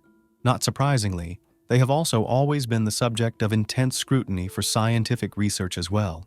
Such research is considered key in studying the genetics of their behavior from biology to psychology. Many twins claim to feel the mood, condition, and sometimes even physical pain of their brother or sister, even when they are far away. Sometimes they even repeat the fate of each other. A special connection have identical twins because they appear as a result of division of one fertilized egg. They not only have a strong external resemblance, but even their fingerprints are very similar in the type of pattern and the number of lines, although the detailed pattern, of course, differs. The story of twin sisters Sunny and Gina Khan looks like a script for a thriller or even a horror movie, except that it happened in real life. The girls were separated in early childhood, and later they were reunited. But instead of joy, they were seized by a strange feeling that grew into envy and constant rivalry in everything. Each of the girls considered her sister to be more successful and lucky, and the constant striving to be better at any cost resulted in a real tragedy. Sisters Sunny and Gina Han. April 30th, 1974, in a simple family living in one of the provinces of South Korea, were born twin daughters who were given the names Sunny and Gina. Spouses Han lived modestly, if not to say poorly, and the appearance of their two children seriously undermined the family budget. Parents constantly scandalized, and when the girls were not yet 2 years old, decided to separate. In this case, the children during the divorce process, they simply shared. Father took Gina and went to a neighboring city, and the mother with Sunny remained in her native province. The former spouses did not communicate for almost 4 years, and all this time the sisters also did not see each other. However, in 1980, Mr. Khan met with a woman who decided to marry and create a family, but his new lover immediately disliked Gina. The woman put the question on the edge and forced the man to return the child to his mother, agreeing to become his wife only in this case. In the fall of the same year, he brought the girl to his ex-wife and just left her there without going into explanations and without even paying attention to the situation in the house. Then he left and never took any further interest in the fate of his children, nor did he help them financially. The mother of the girls by that time had serious problems with alcohol, had no stable job, and was addicted to gambling, which caused her to incur huge debts. The woman could leave home for days at a time, leaving her daughters alone with a pack of cheap convenience foods, or even no food at all. They were hungry, afraid, and seemed to have no one else in the world but each other. Nevertheless, The sisters' relationship was rapidly deteriorating. They began to fight over literally everything and constantly competed for their mother's attention. Often their quarrels ended in fierce fights with bruises, abrasions, and torn pieces of hair. The mother never separated her daughters or tried to reconcile them. As she herself said in an interview many years later, fights between siblings were considered normal in Korea, so she did not intervene. Escape to the United States of America. In the early 1980s, Mrs. Han, unable to pay off her mounting debts and fearing for her life and the safety of her girls, decided to flee the country to the ocean to escape creditors and try to make a fresh start. The woman wanted to go to the sunny state of California, which she had only seen in pictures and magazines. She packed only the bare necessities in her suitcase and bought one-way tickets for herself and her children. They settled in Irvine, a city in Orange County, California, and immediately faced a host of problems. They had no friends, acquaintances, or relatives to help them in any way. Mrs. Han did not know English, and therefore could not get a job, and the girls, without knowledge of the language, had a very difficult time in school. The family was barely making ends meet, living on a meager allowance, and the future seemed ghostly and frightening. It took several years for the mother and children to adapt to the new place, but when life seemed to be getting better, the woman became addicted to alcohol and gambling again. The situation repeated itself, but now she also began to show mental disorders. She was unable to raise her own daughters and wanted to put them in an orphanage or foster home. In 1986, Mrs. Han's sister moved to California with her husband. The couple had no children of their own, and after learning about the situation in the family of a relative, she herself offered her to take the 12-year-old girls to her for upbringing. Mrs. Han accepted the offer gladly, but did not even talk to her daughters about it. She quickly packed their belongings in a suitcase, took a bus to Sunny and Gina in a neighboring town, and simply dropped them off at the bus stop at her sister's house, telling them where to go. The girls were confused, scared, but they were welcomed with open arms at their aunt's house, and soon their lives began to resemble a fairy tale. Auntie and her husband did everything they could to make the sisters feel comfortable and in need of nothing. Sunny and Gina ate enough for the first time in their lives, wore beautiful new clothes, and attended a prestigious school where they were taken by car. Nevertheless, not only did the relationship between the sisters not improve, but it escalated to the breaking point. They studied together in the same class and constantly competed in everything. The girls were the best students, and each of them tried to bypass her sister in this. They also played sports, trying to perform better than their sister, shared friends, competed for the attention of teachers and guardians, and liked boys. This rivalry seemed to really stimulate and spur the sisters on, pushing them to be the best at everything. They did become the best students in their school, showed high performance in sports, were meticulous about their appearance, and were an example to others. The only thing that never happened between them was love. Each of the sisters thought that the second sister got the best, so she did not want to fall behind and give in. It should be noted that Sunny was more open, friendly, and communicative, so it was easier for her to make friends or relationships with boys. Teachers treated her better, and guardians, without realizing it, showed more tenderness and care to her. But Gina seemed to be driven by anger and hatred. She would go out of her way to beat her sister and prove to everyone that she was better, from the army to the alcoholic to the gambler. After high school, the sisters' paths diverged. Gina decided that she could realize herself as a soldier and signed a 4-year contract, joining the U.S. Air Force. The girl was hardy, well-prepared physically, but she soon realized that the military service she did not like at all. Here reigned strict discipline and order. Orders were not discussed, and the soldier did not actually belong to himself. After a year, she made her first attempt to break the contract, but she failed. After another 6 months, she went on a deception, saying that her father was seriously ill and she needed to take care of him. The management demanded proof in the form of a medical certificate, which of course she could not get anywhere. So, another 6 months or so passed, and Gina was literally suffocating without any personal freedom.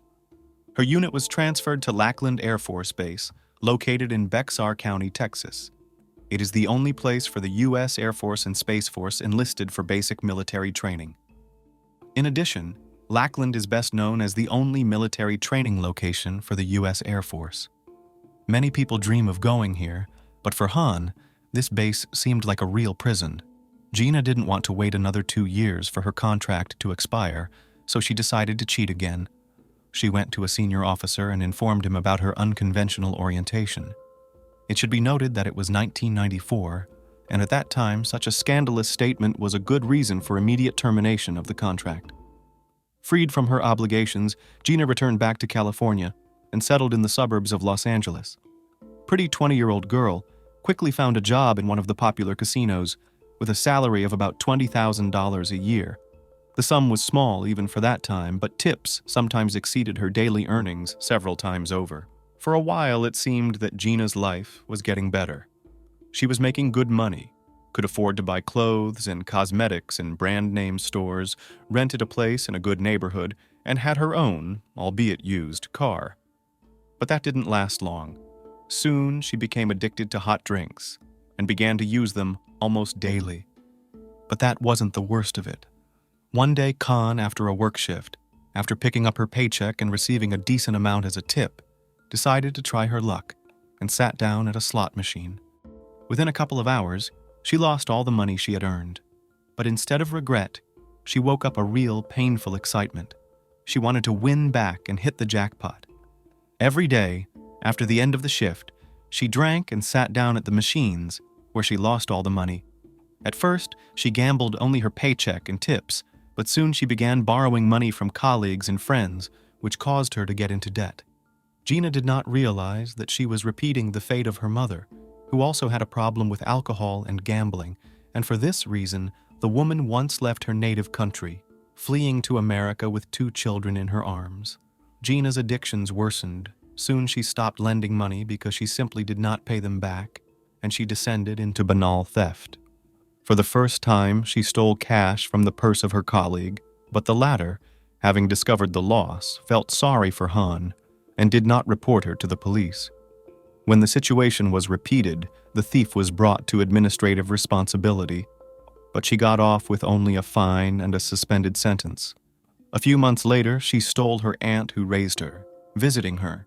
In mid-1995, Gina was convicted of theft and for the first time received a real sentence, going to prison for 3 months, but got out early after less than a month. After that, she was in the sight of the police a couple more times for drunken debauchery, but spent no more than a few days behind bars. Successful twin. Sunny went to college after high school and then became a student at a prestigious university. She studied law, received a scholarship, made a lot of successful and wealthy friends, revolved in high society circles, and lived that annoyingly perfect life, which these days brag on social networks. She rented a spacious apartment in a luxury apartment complex with its own swimming pool and gym, located in an upscale neighborhood. Sunny shared the rent with her close friend and fellow student Helena Smith, who was the heiress of very wealthy parents. Han had her own expensive white BMW car, and she was dating a handsome and promising young man from an intelligent family who was studying at medical school and dreamed of a career as a surgeon. It seemed that she was the complete opposite of her sister, achieved everything she dreamed of, and a long and happy life was ahead of her. About her twin sister, Sunny almost did not remember. They have not seen and did not communicate since graduation from high school. She knew from her aunt's words that Gina had already been in jail a couple of times for theft, had problems with alcohol, and got into debt because of gambling. The girl was too busy with her studies, relationships, and building her perfect life. She did not try to find her sister, somehow contact her, and offer help. However, in early 1996, Gina unexpectedly contacted her sister and asked for help. Is it possible to misappropriate someone else's life? In April 1996, Gina called Sunny and asked to see her. The sisters saw each other for the first time in 4 years, but did not feel any joy about it. They sat across from each other in a cafe, and the people around them did not take their eyes off them, because it seemed like one person sitting in front of a mirror. Gina complained to her sister that she was in serious trouble and didn't know what to do. Gina was unemployed, but with a lot of debt. She had nowhere to live and no one to turn to. Sunny listened carefully to her sister and genuinely felt sorry for her. She suggested that Gina stay in her apartment for the time being, without even consulting Helena. The same day, Gina moved into her sister's apartment with only a bag and her belongings. Of course, Gina had heard that Sonny was not poor, but she had not expected to see such a luxurious and cozy apartment in a comfortable residential complex, where there was everything one could dream of. Naturally, Gina did not pay for the apartment, and for more than a month she simply lived at her sister's expense. Every day she was more and more eaten up by envy and hatred. She constantly thought about how her life could have turned out. How was her sister better than her? At this time, Gina had a seemingly crazy thought. After all, she and Sonny were identical in appearance, and no one but her mother and aunt had ever distinguished them. Gina wondered, what if the twin just disappeared, and she could live her perfect life? In her opinion, no one would even notice the switch, as well as the disappearance of Gina herself, who had almost no friends, and her relatives frankly disliked her. Soon, such thoughts turned into an obsession. Gradually, an insidious plan matured in Gina's mind. She carefully watched with whom her sister communicates, where she goes, how she speaks and dresses, exactly copied her hair, makeup, and demeanor. Gina tried to socialize with her sister's friends as much as possible to learn more about them so they wouldn't notice the switch. The sisters still did not find common ground and constantly quarreled. As the main argument, Sonny threatened to evict her sister every time, but since she had nowhere else to go, she just gave up and stored up her hatred. On August 18, 1996, after another scandal, Gina had been drinking, and while her sister and a neighbor went somewhere else, she went through the apartment and, taking all the cash found there, went to the casino. When Sonny and Helena returned home, they found the place a mess and the money missing. They immediately realized what had happened and went to the police, because they could no longer tolerate the antics of Gina. The girl was arrested the same night right in the casino. She was found guilty and sent to prison for 6 months, but after 2 months, the conditions of her imprisonment were relaxed, and the convict could leave the prison for 6 hours a day to go to work, but had to return to the prison at night. She complied for 2 weeks, and then decided to escape to complete her plan, an insidious plot. Once free, Gina hitchhiked back to Orange County. She was not a dangerous criminal, so the search for her was not a full-time endeavor. Since Gina had no money, she was forced to spend the night in a homeless shelter in a very disadvantaged neighborhood. She wanted to kill her sister as soon as possible and take her place, but she couldn't do it alone, and it was impossible to hire a hitman on credit. Then Gina recruited 2 local teenagers, whom she met in the same troubled neighborhood. They turned out to be Archie Bryant and his buddy Joni Syrat. The girl promised to pay each of them $100 in case of success. The guys prepared for the crime thoroughly, bought rope, duct tape, and even somewhere got a gun, which however was not loaded, but could be used for intimidation.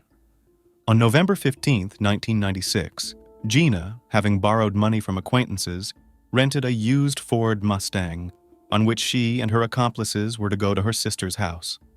All was to happen on Wednesday, November 20th in the afternoon, when Sonny, according to the calculations of her sister, would definitely be home alone.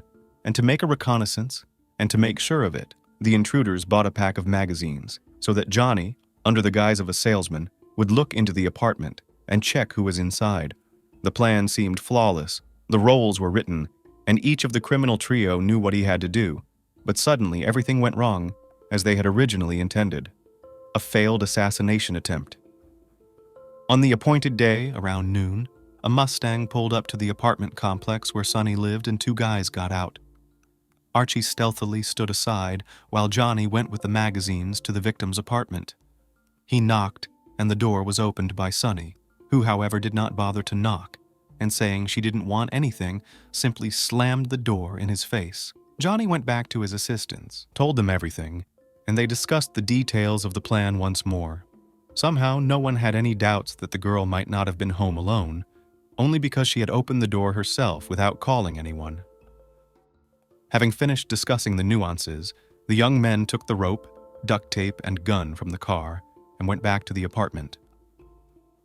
Around 1 o'clock, Johnny called the apartment again, and Archie stood a little ways away, preparing to kick the door down as soon as Sonny opened it. By then, however, Sonny had gone to take a shower because she was about to leave for an important meeting. Her neighbor was sitting in the living room in front of the TV, and when she heard the bell ring, she didn't even want to open the door. But the unexpected visitor was persistent, so after a couple minutes, Smith gave up and headed for the door. As soon as the lock clicked and the door began to open, the guys, without ceremony, kicked it out, knocked the girl to the floor, and only then realized that it was not Sunny in front of them. Threatening with a gun, they tied Helena up, duct-taped her mouth shut, and then Johnny ran to Gina to ask her how to handle the situation and whether to let the witness live. He took with him a bank card lying on the dresser in Sunny's name. At this time, Sunny, still in the bathroom, heard a noise and cautiously peeked out. She decided that burglars had broken into the house, grabbed the cell phone in the hallway, and went back into the bathroom and started calling the emergency services. All she had time to do was give the address and tell them about the armed robbery when the connection was suddenly cut off, and the door to the room swung open with a powerful kick. Archie pulled a terrified Sunny out by the hair, tied her up with rope, taped her mouth shut, and threw her on the floor next to a bound Helena. The friends expected to be tortured to find out where the money and valuables were in the house, or to be abused, but just a few minutes later the police arrived. Johnny and Gina were still in the Mustang when the police arrived at the house. First, 3 law enforcement officers ran past them, and a few minutes later another car came to help. Since it was a hostage situation, all forces were rushed to the call. A police officer who was running by was radioed the number of the apartment, and this was heard by the intruders sitting in the car.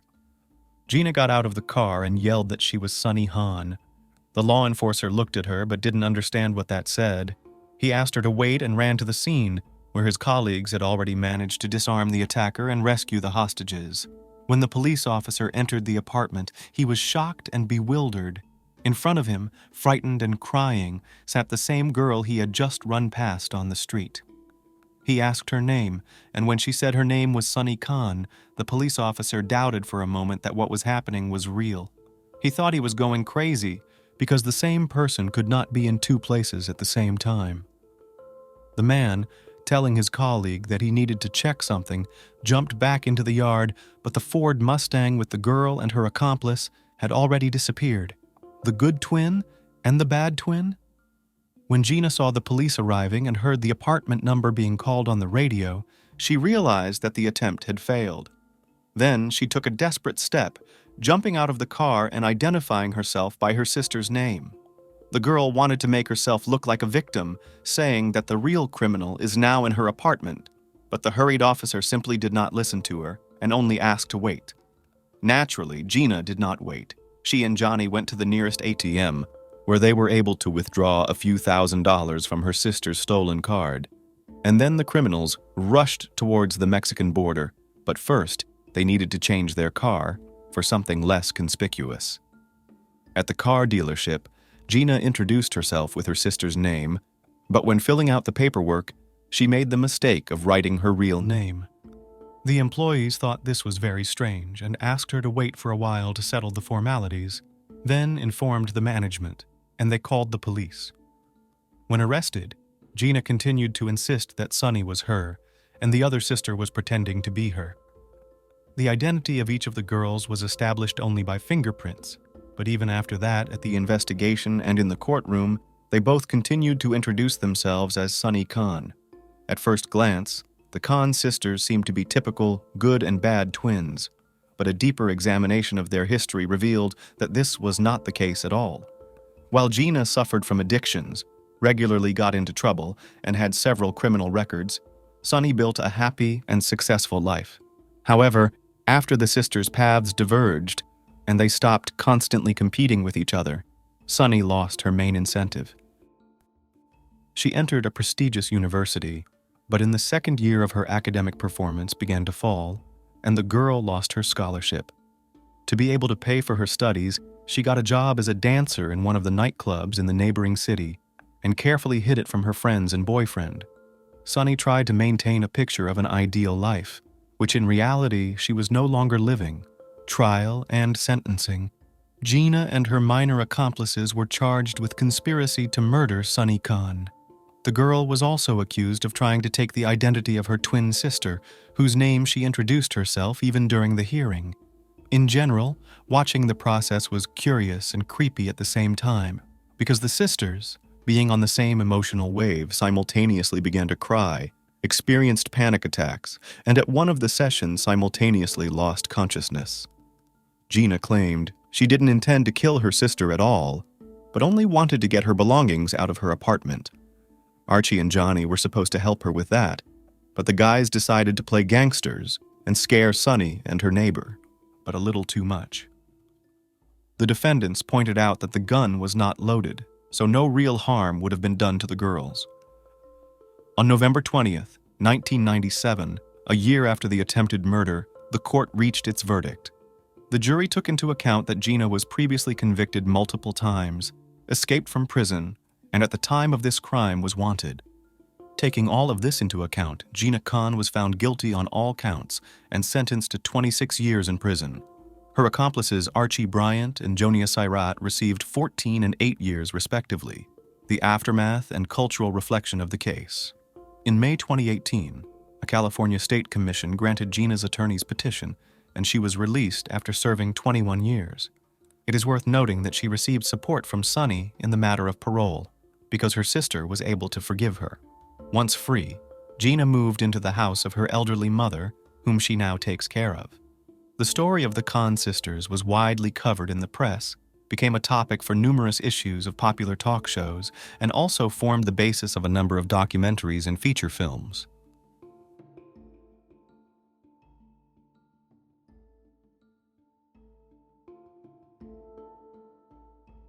The West family case, the mysterious demise of a glamorous housewife. Have you ever wondered what lies beneath the facade of a seemingly perfect family?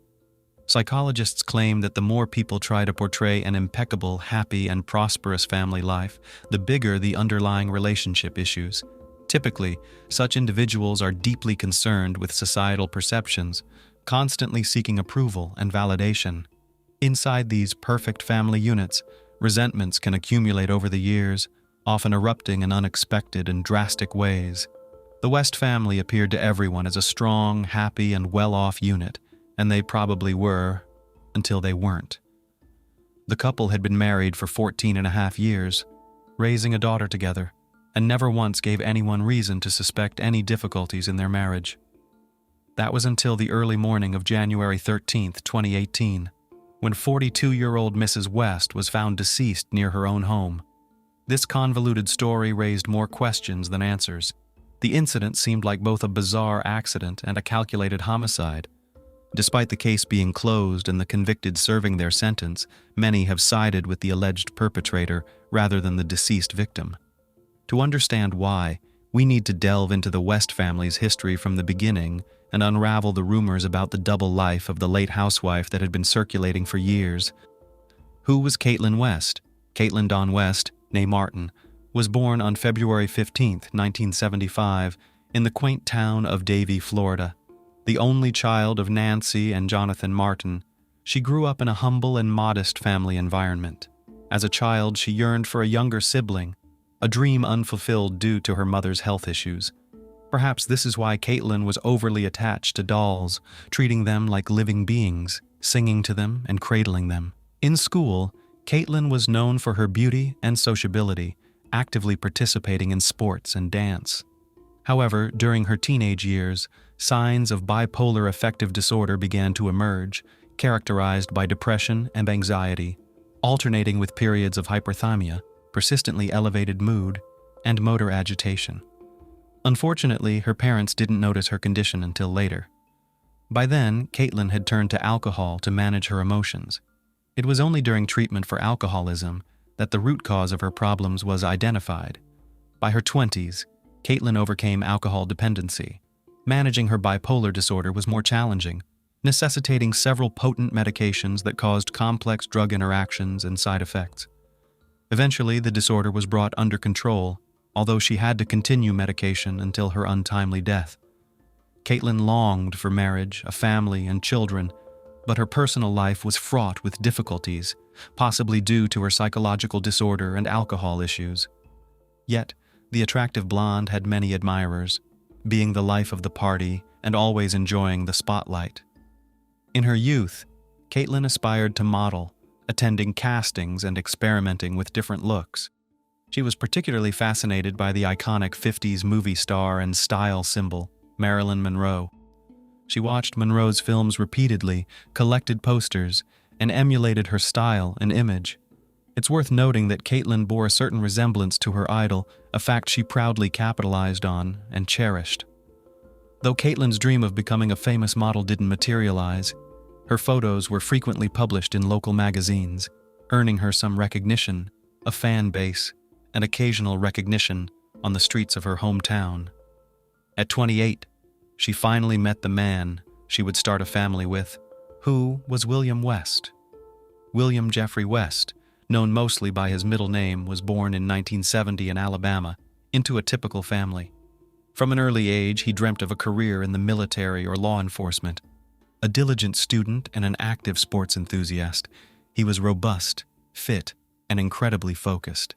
In the early 1990s, William joined the U.S. military, serving initially as a military police officer. His dedication led him to become a military recruiter, responsible for enlisting individuals into the Army and Navy. Ultimately, he rose to head a recruitment division.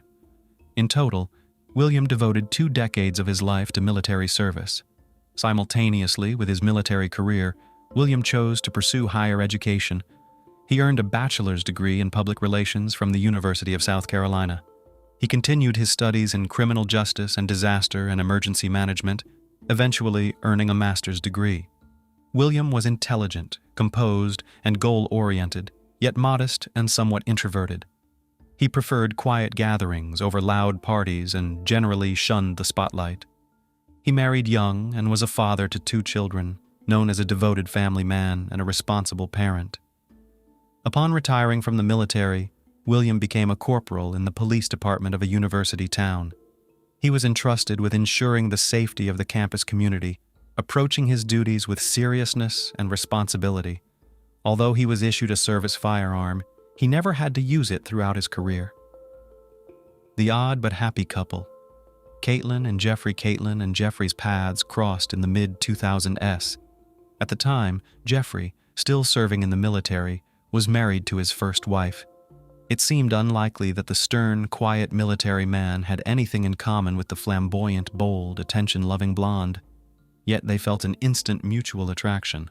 Their 5-year age gap, Jeffrey's existing marriage, and Caitlin's periodic struggles with alcohol, which she continually fought, were not deterrents to their relationship. Jeffrey soon filed for divorce to be with his new love, and in less than 5 months of meeting, they surprisingly tied the knot in a Las Vegas chapel. In 2005, the couple welcomed their only child together, a daughter named Lola. They settled in the quiet town of Calera, Alabama, Jeffrey's home state, in a custom-built, cozy home. Caitlin personally designed their bedroom, adorning it with portraits of her idol, Marilyn Monroe. Neighbors spoke highly of the Wests, describing them as a happy couple, despite being complete opposites. Caitlin always strived to look stunning and attractive, with bold makeup, stylish hairdos, and Barbie-like outfits. She thrived on catching people's glances and loved compliments, always appearing cheerful and smiling. Jeffrey, in contrast, seemed overshadowed by her presence, appearing reserved, serious, and highly disciplined, a reflection of his long military career. The double life of a blonde, from homemaker to kitty cat. Despite her efforts and striking looks, Caitlin couldn't carve out a successful modeling career. After marriage and the birth of her daughter, she focused on creating a cozy home and raising her child. Yet the mundane life of a homemaker wasn't enough. She craved attention and recognition. With the rise of social media in the late 2000s, she began actively posting pictures online.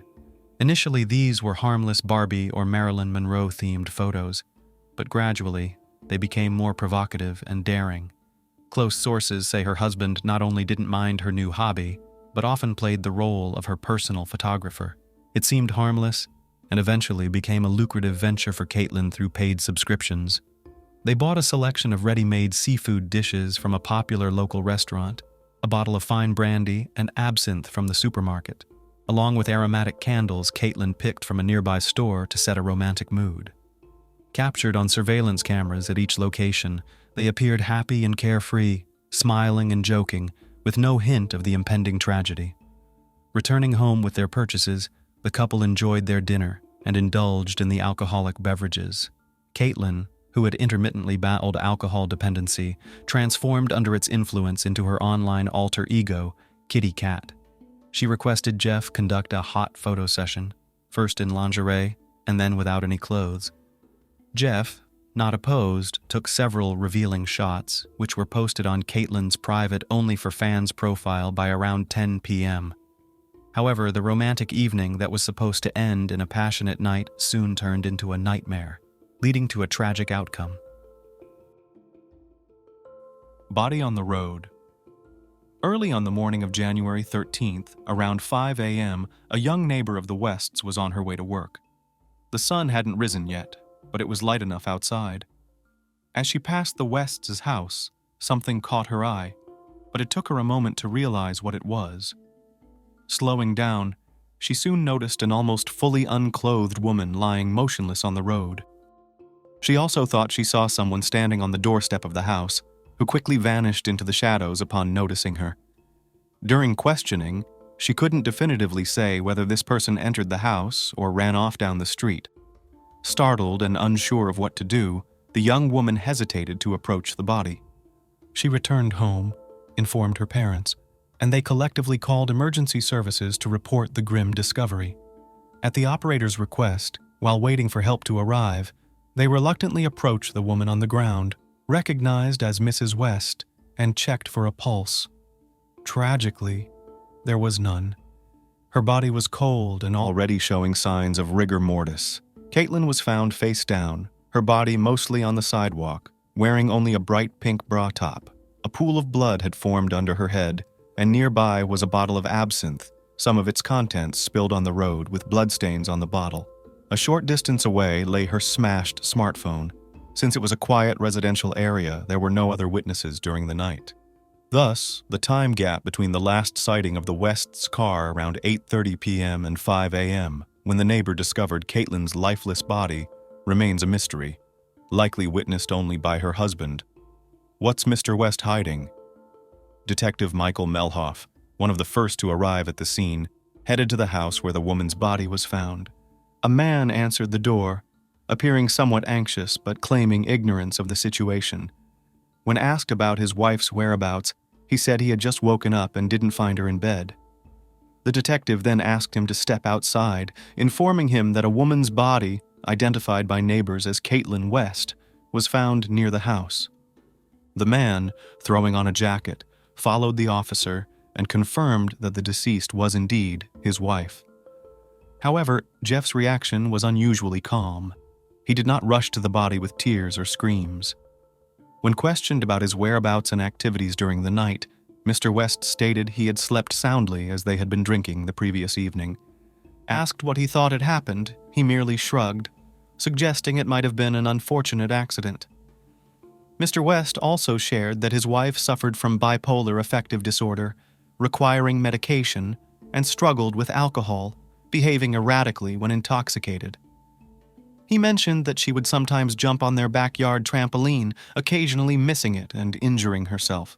A search of the house revealed no signs of a struggle or violence. 2 plates with leftover food, 2 glasses, and a half-empty brandy bottle were on the kitchen table. Her high heels, captured in her last pictures, lay under the table, and underwear matching the bra she was wearing when found was on the floor. However, several blood-stained napkins in the trash and an open bottle of cleaner raised questions. That day, Jeffrey was taken into custody as the main and sole suspect in the case. Chronology of events. Describing the last evening spent with his wife, Jeffrey noted that she drank heavily, which he greatly disliked. After the revealing photo session, he hoped they would move to the bedroom for a more intimate setting. He stepped away to shower for a few minutes and returned to find his wife still sitting at the table, drinking absinthe straight from the bottle and texting someone on her phone. Jeff was angered by this, and his requests to put away the gadget were ignored by Caitlin. He tried to snatch the phone from her hands, leading to a minor scuffle during which he accidentally elbowed his wife's face, causing a few drops of blood to appear from her nose. According to him, This was the blood the police found on the discarded napkins. Mr. West eventually took the phone from his wife and, opening the door, hurled it into the darkness. He claimed that after this, he turned around and went to bed, convinced that his spouse would soon calm down and join him. He allegedly remained unaware of how events unfolded further until the police knocked on his door asking about Caitlin. He speculated that his wife might have gone outside to find her phone, which she rarely parted with, taking the absinthe bottle with her to finish it. He also suggested that she might have fallen, hit her head on the bottle, lost consciousness, and froze to death, or that someone might have attacked her. Mr. West couldn't explain why Mrs. West was without the bottom part of her enticing pink lingerie set, or why she went to look for her phone in just a bra without putting on any outerwear hanging near the entrance. He attributed such behavior to alcohol intoxication. Evidence and the main theory. The suspect's story seemed suspicious and inconsistent. He claimed to be too intoxicated to remember certain details, leaving the investigation to piece together the sequence of events. The evidence was scarce, and there were no witnesses. The autopsy determined that the cause of death for the 42-year-old woman was blunt force trauma to the head, likely inflicted with the absinthe bottle found nearby, compounded by hypothermia. At the time of the incident, her blood alcohol level exceeded 2.5%, indicative of severe intoxication with impaired coordination and a high risk of losing consciousness. At first glance, everything seemed to align. Caitlin, heavily intoxicated, ventured outside searching for her phone, taking along the unfinished bottle of absinthe. She likely lost her balance, possibly while reaching for her gadget, fell, hit her head on the bottle, lost consciousness, and died from the injury and exposure. The bottle with blood traces lay near her head, and the smartphone, the reason she left the house, was found nearby. However, the investigation found this scenario too simplistic and staged. Experts confirmed the head injury was inflicted with the bottle beside the body. However, forensic analysis suggested that if she had fallen by herself, the bottle would likely have rolled away, not remained parallel to her head. Both Caitlin's and her husband's fingerprints were found on the bottle, along with some smudged prints that couldn't be identified. The blood-stained napkins and the opened bottle of household cleaner discovered in the house led investigators to a different conclusion. Their theory, later presented as the primary and only plausible one in court, suggested the couple argued over Caitlin's preoccupation with her subscribers. In a fit of anger, Jeff struck her with the bottle, causing a fatal injury. Panicking, he tried to stage an accidental fall, cleaning the blood in the house but failing to dispose of the evidence. Partially supporting this theory was the fitness app on Jeff's phone, which tracked his steps. According to the app, he was active around the house until midnight and again early in the morning before the police arrived, contradicting his claim of being asleep. The police speculated that he was attempting to conceal evidence during these times. A third person involved? The neighbor who discovered the body recalled during questioning that she saw a male silhouette on the doorstep of the house who quickly left in an unknown direction. She couldn't confidently assert whether it was Mr. West or someone else. In the dim, early dawn light, she also couldn't discern whether this person entered the house or not. This information intrigued the investigators, considering the deceased's popularity online. She had many male admirers who paid to view the revealing photos of Kitty Cat. Thus, a theory emerged suggesting the existence of an obsessed follower among her subscribers. Perhaps someone sought a personal encounter with Caitlin and tracked her down, hoping for a closer acquaintance. The middle-aged homemaker did often receive messages from various men, sometimes with inappropriate proposals, but she maintained her distance. No explicit threats or harassment were found in the communications. A few particularly persistent fans, living in other states with solid alibis, were quickly ruled out as suspects. Nonetheless, footprints were found on the doorstep, not belonging to the homeowners. These prints vanished on the lawn, and their origin remained a mystery. Could Mr. West have harmed his wife? Neighbors, friends, and relatives described the couple as happy and thriving. Jeffrey was aware of his wife's unique online activities, but treated them as harmless fun. Meanwhile, their social circle was oblivious to Caitlin's alter ego, Kitty Cat, just as most of her followers had no idea of her real-life identity. When asked if he had ever been violent towards his wife, Jeffrey firmly denied it, stating he loved her too much to ever harm her. However, arguments had become a frequent occurrence in their household. A particularly telling text exchange, dated January 12th, was found on their phones, where the couple argued heatedly.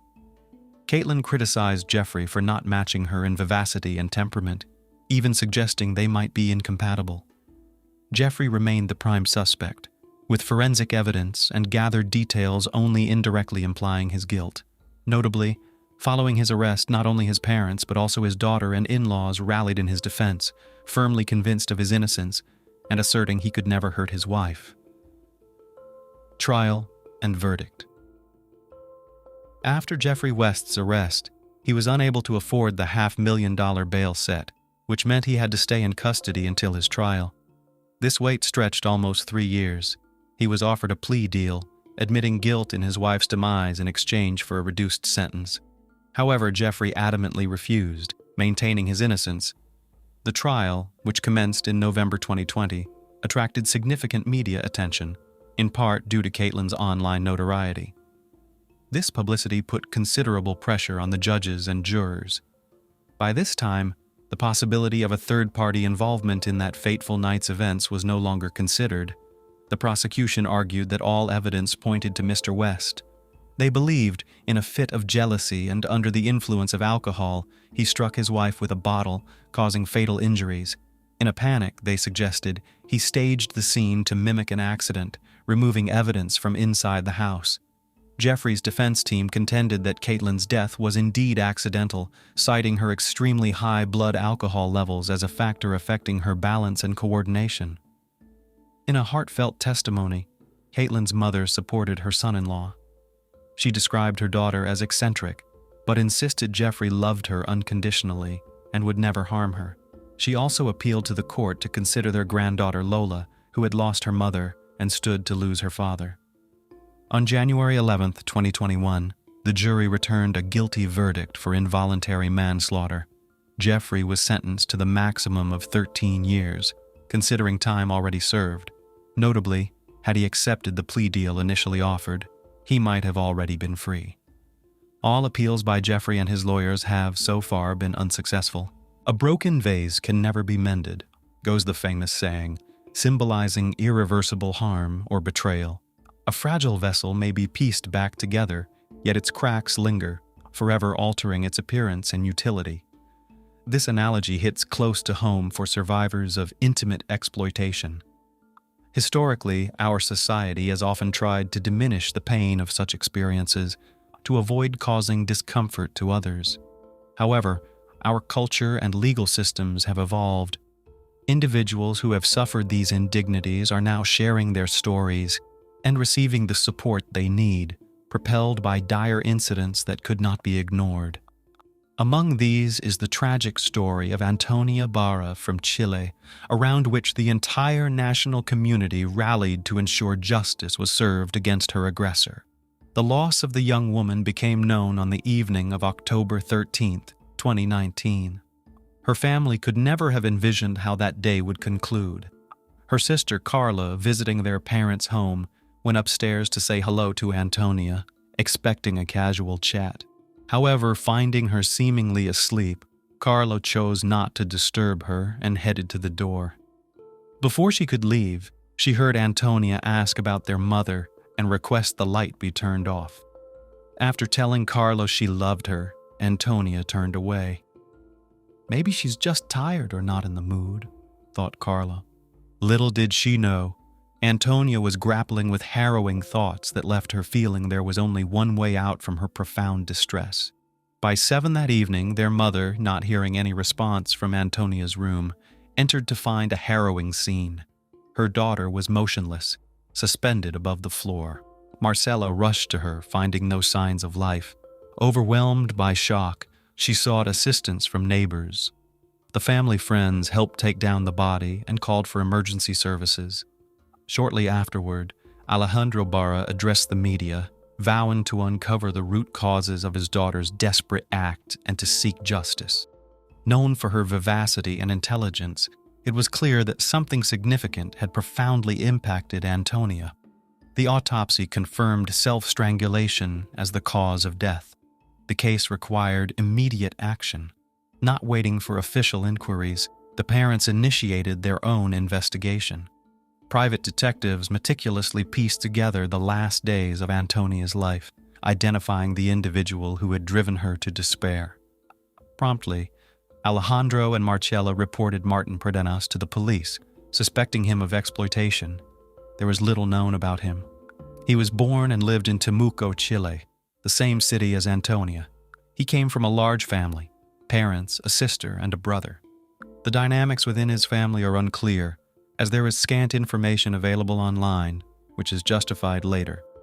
Undoubtedly, in his early youth, a young woman named Daniela Alvarez bore his child. Nonetheless, the relationship between the two did not last long. After the birth, the couple parted ways. Detectives discovered that between 2015 and 2017, Antonia and Martin communicated via a social network. At that time, Antonia was a teenager.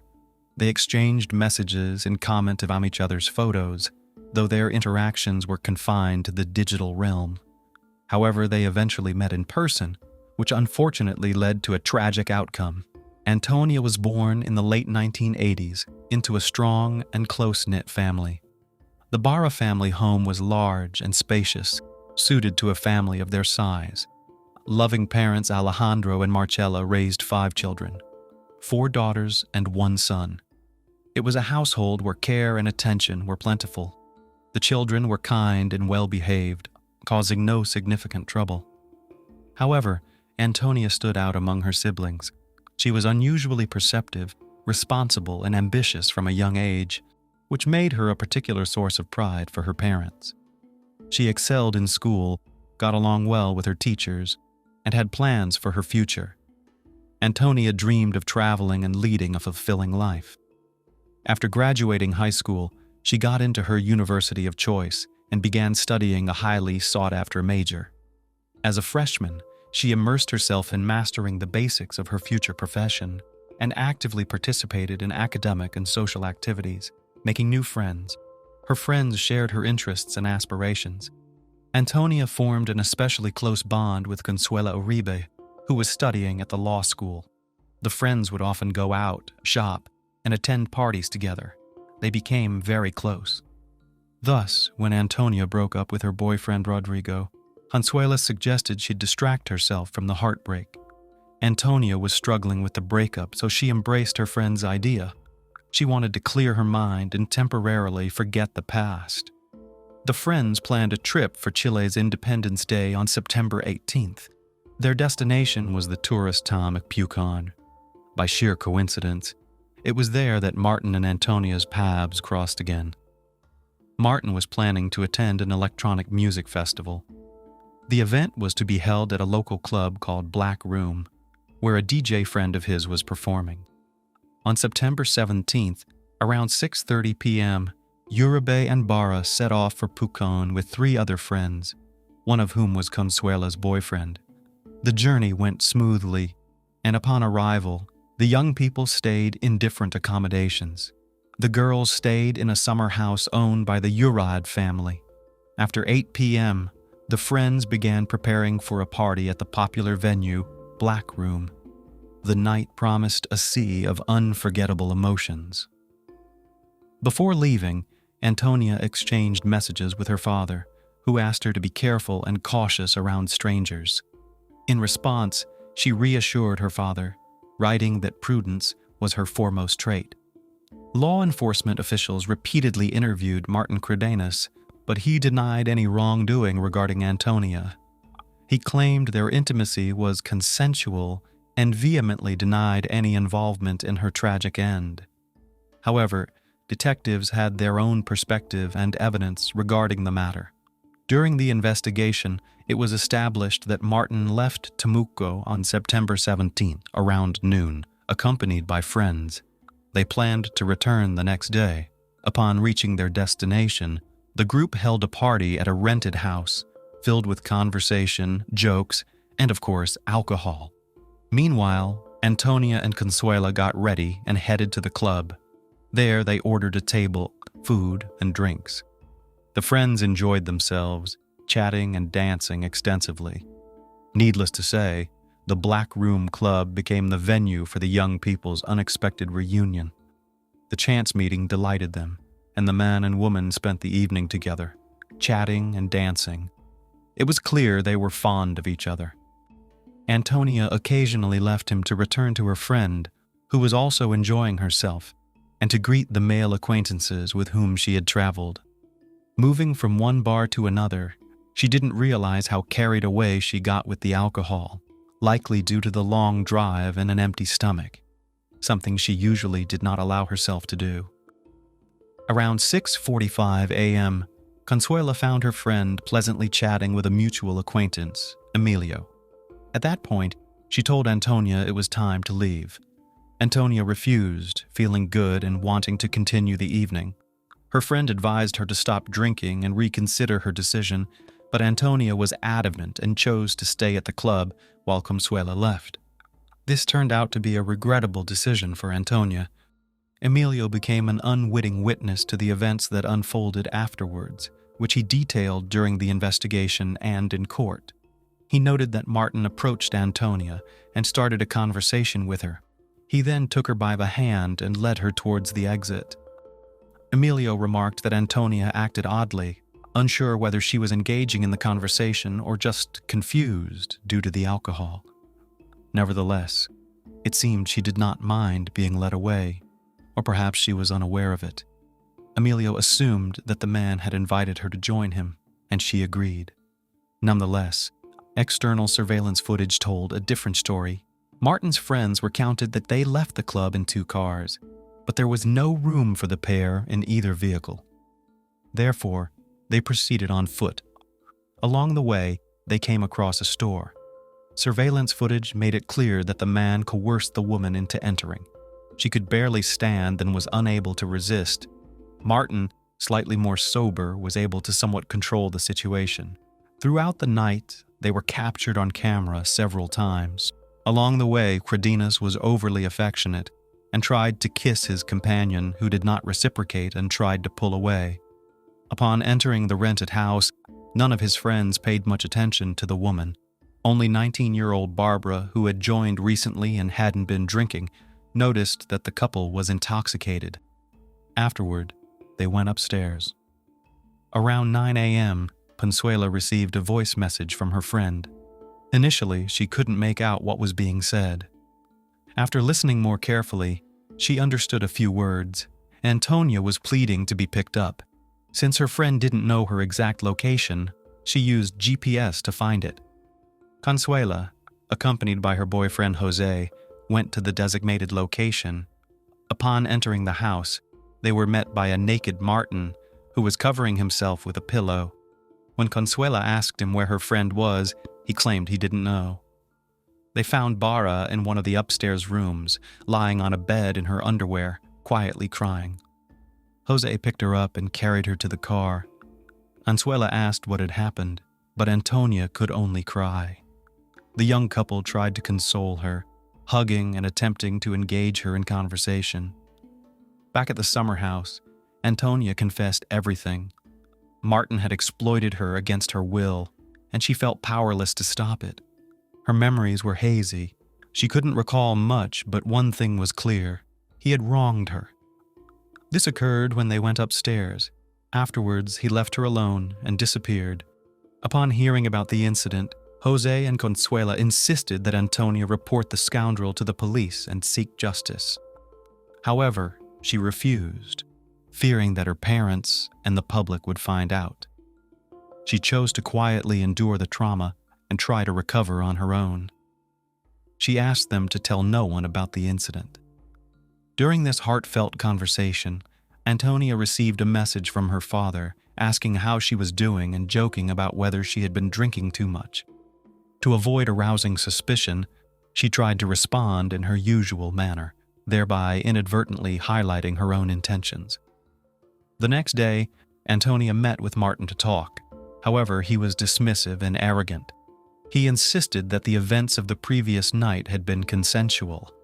At that point, Antonia realized that she would not hear the truth or receive an apology. She knew she had to try to move on. Later, psychotherapists invited to the court hearing will explain that at the time, Antonia was experiencing intimacy trauma syndrome. It's characterized by disruptions in physical, emotional, cognitive, and interpersonal behavior. This condition can appear immediately following the incident or even months, and sometimes years later. The poor girl was suffering through an acute stage alone. She could not rid herself of distressing sensations, distraction, anxiety, confusion, alternating with hysterics and crying. She undoubtedly felt a compulsive desire to cleanse herself, experiencing bouts of nausea or even vomiting. For 3 weeks, Bara kept silent and tried to behave as usual. A childhood friend confessed that she noticed nothing unusual about her. However, her classmates could not overlook the memory impairments and disorganization associated with the syndrome. One of them remarked on her declining academic performance, which was very uncharacteristic of the once disciplined student. When asked what was the cause, Antonia cited poor health. It should be noted that a large number of witnesses came to the girl's defense during the trial: friends, acquaintances, and classmates. But what was the turning point in making a fateful decision? Perhaps Antonia would have remained alive, sought professional help over time, had it not been for a series of events. Somehow, her terrible secret became known to an ex-boyfriend. However, the information reached him in a very unflattering form, which he hurried to report. The girl replied that she was not at fault for what had happened. The information he had was a gross exaggeration. Then Rodrigo did not believe her. Moreover, the day before the incident, Martin called.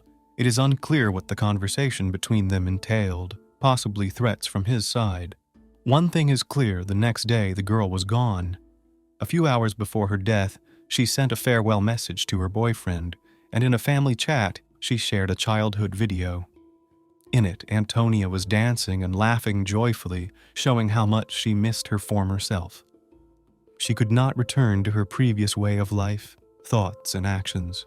This tragedy made a deep impression. Thanks to Alejandro finding the strength to share his daughter's story nationwide, her tragedy resonated with the public. Antonia's name was written on posters, in social media hashtags, even on building walls. Public support had an incredible result. In less than a week, women came forward with similar claims against Pradenas.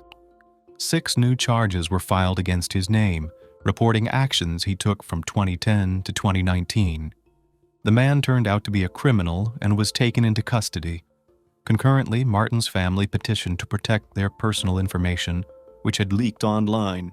The family asserted that their constitutional right to honor and respect for private life was violated, citing numerous insults, aggressive messages, and fake information online.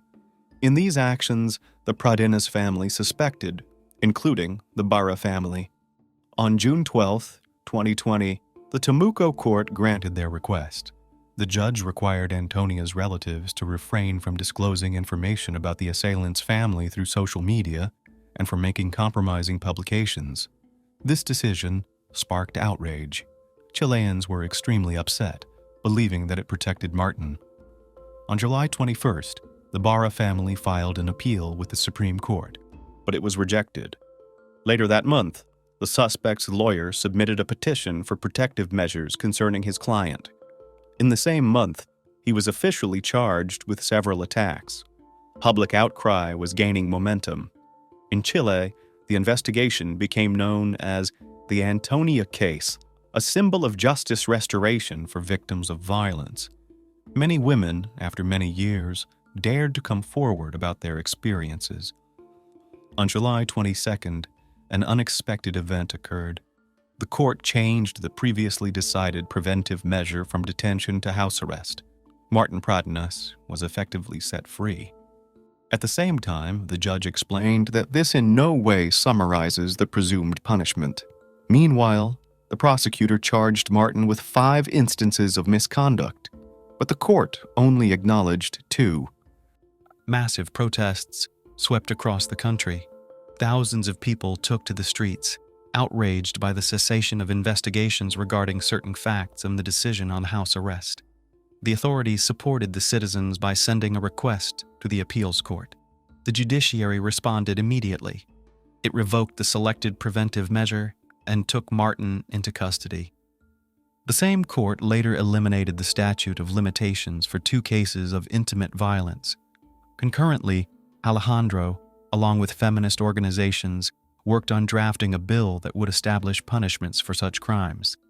He emphasized that no one should remain indifferent when a woman is led away by a man without resisting, especially while intoxicated. Barra stressed the importance of taking necessary measures in such cases, as this state makes a woman a potential victim. The investigation continued. In February 2021, Martin's phone was found. Forensic analysis revealed it contained photos in which the accused displayed women's underwear. He was clearly proud of his conquests and apparently kept a count. The police report ran nearly 400 pages, including statements from victims and witnesses, people close to both Martin and Antonia, and those who had known them since childhood. The accused childhood teacher recounted that Fredanis was a smart and cheerful child, but was very interested in topics related to intimacy. Some women recalled that when they were little, he touched them. At the time, however, no one thought much of it, as they were all children. On June 14, 2022, the criminal court in Temuco commenced its hearings, which were expected to last over a month. During this period, the prosecution presented a series of evidence, expert testimonies, and witness statements. The disclosed video footage clearly showed that Antonia was unable to control the situation. On August 26th, Martin was sentenced to 20 years of imprisonment for crimes against intimacy and acts of intimacy-related aggression. On December 29th, the Supreme Court accepted the defense's appeal, disagreeing with the verdict. A new trial was scheduled for spring 2023. Meanwhile, the efforts of the Barra family have an effect. The drafting of Antonia's law began, enhancing existing legislation to ensure that anyone committing an act of violence that pushed the victim to end their own life would be inevitably punished with imprisonment. On March 16th, the defendant's legal team resigned, and his case was taken over by public defense. Finally, on April 24, 2024, the second trial commenced for 5 cases of violence and 2 cases of forcible intimacy. During this time, Fredanis waived his right to remain silent and explained the events. He claimed that his crimes were committed under severe alcohol intoxication, to which the prosecutor responded that by drinking with the women, he made the victims vulnerable. On July 7, 2023, the man was found guilty. The federal prosecution demanded a sentence of 41 years in prison. On July 28, 2023, 31-year-old Martin Fredanis was sentenced to 17 years in prison for 7 intimacy-related offenses committed against 6 victims. Considering the time already spent in custody, he would serve 14 years. The tragedy that befell Antonia Barra helped expose a dangerous offender. It's unknown how many more innocent women might have suffered from his actions. The line between harassment and flirtation is very thin. One can never be prepared for someone deciding to cross that perilous line. However, the societal changes that have occurred have altered the perception of victims of violence. Now everyone understands the risks of uncontrolled desires and the inability to control oneself. Ultimately, the body and soul of another person are as fragile as a crystal vase, thus precious and inviolable. Any life, even the most shameful, can be wrapped up in a beautiful wrapper. If you tell it in a calm voice and present the negative character as a victim of circumstances, you are sure to feel sympathy and regret for him. The fact is that many bad people have charisma, strength, cunning, and we sincerely believe that they were not always bad, because often they made such circumstances, and we, without noticing, find excuses for their disreputable deeds. But today we will not justify illegal actions and certainly will not cover anyone. After learning about this case, you will decide for yourself whether their actions are worth justification. On April 4, 2015, emergency services received an eerie call from a local resident. A terrified male voice yelled into the phone to the dispatcher that he had gone into a friend's living room to turn on the lights and check on him, but when he went up to the second floor of the room, he saw blood everywhere. The victim's friend reported that everything was covered in blood, and the injured man was not breathing. After police arrived, the unincorporated community of Alette in Montgomery County was shocked by the brutal murder of 59-year-old local resident Charles Taylor. The crime scene looked like the subject of nightmares and resembled the set of a horror movie. Blood was everywhere, on the carpet, on the paintings, and the couch where the murdered man was located was completely soaked in blood. The brutality of the crime made it look like a grudge drama. After all, definitely, the attacker wanted not only Charles's death, but also to cause him as long as possible unbearable pain, time after time stabbing a sharp knife. The examination of the house showed no visible signs of forced entry, and Charles's bloody body was lying upstairs in his room, which meant that the criminal knew the house and acted decisively. The forensic medical examination found that Charles Taylor suffered blunt force trauma to the back of his head and 31 stab wounds, as a result of which he died. Charles Taylor was considered a kind and generous man, had an adult son with whom he had a good relationship. He adored his 2 grandchildren and daughter-in-law Amanda. This is the part of life that people see and draw conclusions about the family's well-being. But was this really how things were in the Taylor family? So let's get to the bottom of this ugly family drama. The initial investigation was relatively slow as the police didn't have many leads to work with. They started looking for Charles's acquaintances, but couldn't find anyone who had a motive or intent to harm him. Then came the theory that it was someone in Charles Taylor's family, and it didn't take them long to find out the name of the assailant.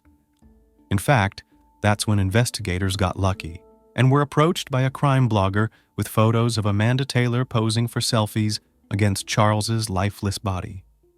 She has been put on the wanted list. Amanda Barbara Nicole Taylor was born on March 27, 1991 in Christiansburg, Virginia. There is not much information about Amanda's childhood. It is only known that it was difficult because both of her parents spent some time in prison. Amanda's youth began with a lot of problems that she created for herself. After meeting Mariah Roback, Amanda's illicit life began a merry-go-round. Together, they got into a lot of trouble. On October 23, 2005, according to Montgomery County Sheriff's records, when the girls were just 12 years old, Amanda and Mariah jumped into a car and ran away from home, which they were charged with unauthorized use of a motor vehicle. In early April 2006, Amanda was charged with disorderly conduct at the middle school she attended. She yelled that she hated the place, hated all the people there, and would definitely kill them all. This incident definitely went beyond the threshold of the standard teen drama. And this is only a small known portion of Amanda's police station record. In 9th grade, Amanda met Rex Taylor, who was 2 years older than her, and they began dating. Amanda and Rex were born on the same day, March 27th. They both considered it a sign from above. Amanda dropped out of school completely when she found out she was expecting a baby. She and Rex married and soon had a son, but motherhood did not stop her criminal tendencies. The years of her married life were also punctuated by more run-ins with the law. The number of reports on Amanda Taylor in the police station grew exponentially, so recorded another attempted absconding after stealing a vehicle, a conviction for possession of alcohol, numerous domestic altercations, and a criminal record for possession of a controlled substance. Her husband, Rex Taylor, was not from a model family either, and despite their devotion to each other, Rex desperately struggled with addictions and the depression they caused. From the age of 15, the young lad had an addiction to illegal substances. After a while, the couple had a daughter, and at first, it seemed that Amanda still took up the mind and became a model mother and wife, let even a little not like all American women in their 20s, and with piercings, tattoos, and certainly daily selfies in social networks. But also the family relationship between Amanda and Rex was not quite ordinary. The couple fanatically studied biographies of famous serial criminals and wrote letters to them in prison. Amanda began fantasizing about becoming a criminal herself. But before Amanda could realize this deadly dream, tragedy struck the family. The complicated relationship between the spouses was overshadowed by Amanda's suspicions of her husband's infidelity. In April 2014, their paths finally separated, and the couple parted. Rex returned to the family home, where he again began to use illegal substances.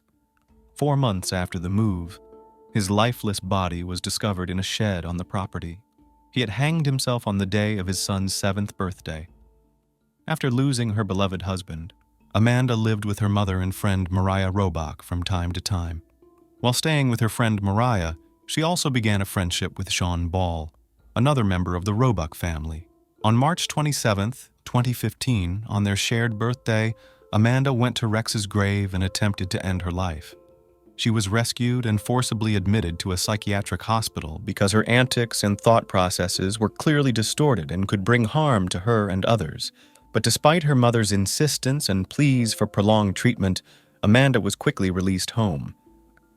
Once she was released from the psychiatric hospital, the situation seemed to escalate because of her unstable personality problems. So Mariah and her husband asked Amanda to move out. They also kicked out Mr. Ball, who had fallen madly in love with Amanda. It was during this period of time, when her only true friends seemed to have turned their backs on her, that Amanda developed a deep desire to kill, and the inspiration for this was none other than her late husband, Rex Taylor. She wanted to do Rex justice and make him proud of her, and to do that, it was imperative that someone be skillfully taken dead. During his lifetime, Rex also had a fascination with serial criminals, so much so that his interest had long gone beyond a hobby. He socialized closely with criminals, and it was a friendship he was proud of in his lifetime. Imagine walking out of your house one morning to your mailbox and finding an envelope addressed to you from a notorious serial criminal who was arrested in 1980. Inside the envelope, you are relieved to find no creepy mementos, but instead find a birthday card for your young child along with a handwritten message. Some might argue that such a message would be as horrifying as receiving a severed finger or strand of hair. Either way, for most people, receiving anything in the mail from a serial criminal would be abnormal. But not for Amanda and Rex Taylor's family. Rex's behavior and his willingness to communicate and receive experiences from known serial criminals and Amanda's obsession with crime has been confirmed by some horrifying revelations of past social media posts under her account. In several posts, Amanda glorifies a mass of criminals and their brutal attacks, including the mastermind behind the largest terrorist attack in American history, Timothy McVeigh, and 2 young men, Dylan Klebold and Eric Harris, who staged a mass crime at Collin High School. She aspired to become one of those ruthless criminals she idolized so much, and of course decided to start her career as a criminal with a vengeance. After a while, Amanda accused Rex's father, Charlie Taylor, of being responsible for her husband's death, claiming that he had not helped Rex get rid of his addiction to pills, but had instead accustomed his son to illegal substances. And the cynicism and cold-bloodedness with which she took revenge on her father-in-law, Charlie Taylor, will send shivers down your spine. To commit her first major murder, she needed an assistant who would unconditionally agree with her actions. She was afraid she wouldn't be able to do it all by herself the first time, and she needed a willing accomplice to back her up if she got scared. And one Amanda already had, of course. It was the man in love with her, Sean Ball. The day she would take control of him was only a matter of time. Sean soon became the willing accomplice Amanda was looking for. However, he had no idea what he was getting himself into. So Sean and Amanda devised their sinister plan with military precision and put it into action. On a spring April afternoon in 2015, Amanda and Sean went to Charles Taylor's dilapidated home in nearby Ironton, Virginia, at exactly 3:27 in the afternoon, the number that marks Rex and Amanda's birth dates. Charles had to give her money to fill an Easter basket for her beloved grandchildren. They sat and talked sweetly for about 30 minutes. Then Amanda plopped down on the couch next to Charles, and it was as if a switch had been flicked in her head. Amanda's behavior changed dramatically. She violently began stabbing Charles with a knife, at which time Sean hit Charles in the head with a tire iron. Then after stunning Charles, Amanda again deeply stabbed the knife into his chest. At this point, It was like she couldn't see anything around her from rage, and Charles just looked at her and asked, "What are you doing?" As she stabbed him, he reached out and grabbed her hair, but Amanda continued to stab him, and he continued to scream. Amanda Taylor stabbed her father-in-law Charles Taylor 31 times with a sharp bayonet knife. Every time she looked into his eyes, it was important to her that he knew she was the one who was killing him, and she wanted to feel his last breath. She wanted death for Charles to be a personal revenge. She stopped as her rage began to subside and the entire room was splattered with blood. But Amanda didn't stop there. She did something even more outrageous by taking a picture of herself next to the body and posting the picture on her social media accounts. Later that day, Amanda's mother received a disturbing phone call from an unknown number. With Amanda's voice on the other end of the line, she confessed through tears how much she loved her mom and how precious everything she had done for her, and through her tears, she shared that she had done what she had to do, and it was something very bad. Her mom sensed the situation, and it was clear to her that something terrible had happened. She begged her daughter to come home to Christiansburg, but Amanda refused the idea and stated that she and Sean were on their way to Pittsburgh. It was no secret that Amanda was on a downward spiral, and it all started with a traumatic event that occurred almost 8 months ago when her husband, Rex Taylor, who had struggled with depression and illicit substance abuse for several years, hanged himself. Authorities were subsequently shocked when they checked Amanda's social media profile. She was clearly very proud of the crime she had committed. Hoping for a quick resolution, the police issued a warrant for her arrest. However, by then, Amanda and Sean had already escaped. Amanda and Sean took a rather scenic route to escape, as if they were not on the run, but planning a wonderful vacation. They took the Blue Ridge Parkway from Virginia to North Carolina. Judging from the crime scene photos, which show the sheer brutality of the crime, the officers had great fears that the perpetrators would continue to kill. And they were right, for Amanda didn't stop there. However, Amanda was not going to go unpunished for her crimes. After carrying out her intended crimes, she planned to eventually punish herself as well. Nor did she seek to keep her deed a secret. Shortly after she went on the road with Sean Ball, she began publishing posts on social media, taking responsibility for the murder and explaining that she did it for her husband. But Amanda and Sean weren't just on the run, they were stalking their next victim. Having committed her first crime, which Amanda thought was perfect, she couldn't stop. She needed to keep killing. At a gas station, they withdrew cash, filled up the car, and proceeded to Tennessee. Sean tried to talk Amanda into stopping and just going on the run, hiding, laying low. But Amanda, having tasted blood, was determined to fulfill her desire to commit another crime, and she would come very close. They stocked up on ammunition at a sporting goods store, then stopped at a Fleabag motel in Tennessee. After spending the night in a roadside motel, they left the next day to fulfill Amanda's bloody wish. Along the way, Amanda notices 2 young girls at a rest stop on Blue Ridge Boulevard who could be her next victims. She told Sean that she was going to bring these girls in so he could shoot them. They needed money, and he agreed, so Amanda went out to lead them to the car. But when she brought them in, Sean refused to shoot them. Amanda was furious. She got back in the car and drove away. Unable to calm down, she stopped the car in the driveway and pounced on her accomplice. Sean was now in her sights. Amanda pulled a revolver out of the glove compartment, got out of the car, and walked to the passenger side where Sean sat with his eyes closed in terror. She was so beyond furious, but she spotted a random jogger right in front of her and quickly pointed the gun at him and pulled the trigger. As luck would have it, Amanda missed, and the sound of the gunshot made Sean open his eyes and come to his senses. He saw that the muzzle of the revolver was pointed at him. Amanda said that before she killed him, she wanted him to know that she was only using it for the gun and the car. She then pulled the trigger, shooting Sean right in the face. Amanda took a picture of Sean's bloody face to post on social media and drove off, leaving him bleeding on the side of the road from the gunshot wound. Now, she was on the run alone. They had guns, firearms, They had stolen them from a relative's house, and they had already bought ammunition and magazines for the same weapon, said Police Captain New. They both seemed to be in agreement on what was going to happen, and it was going to start with the murder of Charles Taylor. Police were on the trail, and Amanda continued to post notes. In her next social media post, she revealed that she took Sean's life.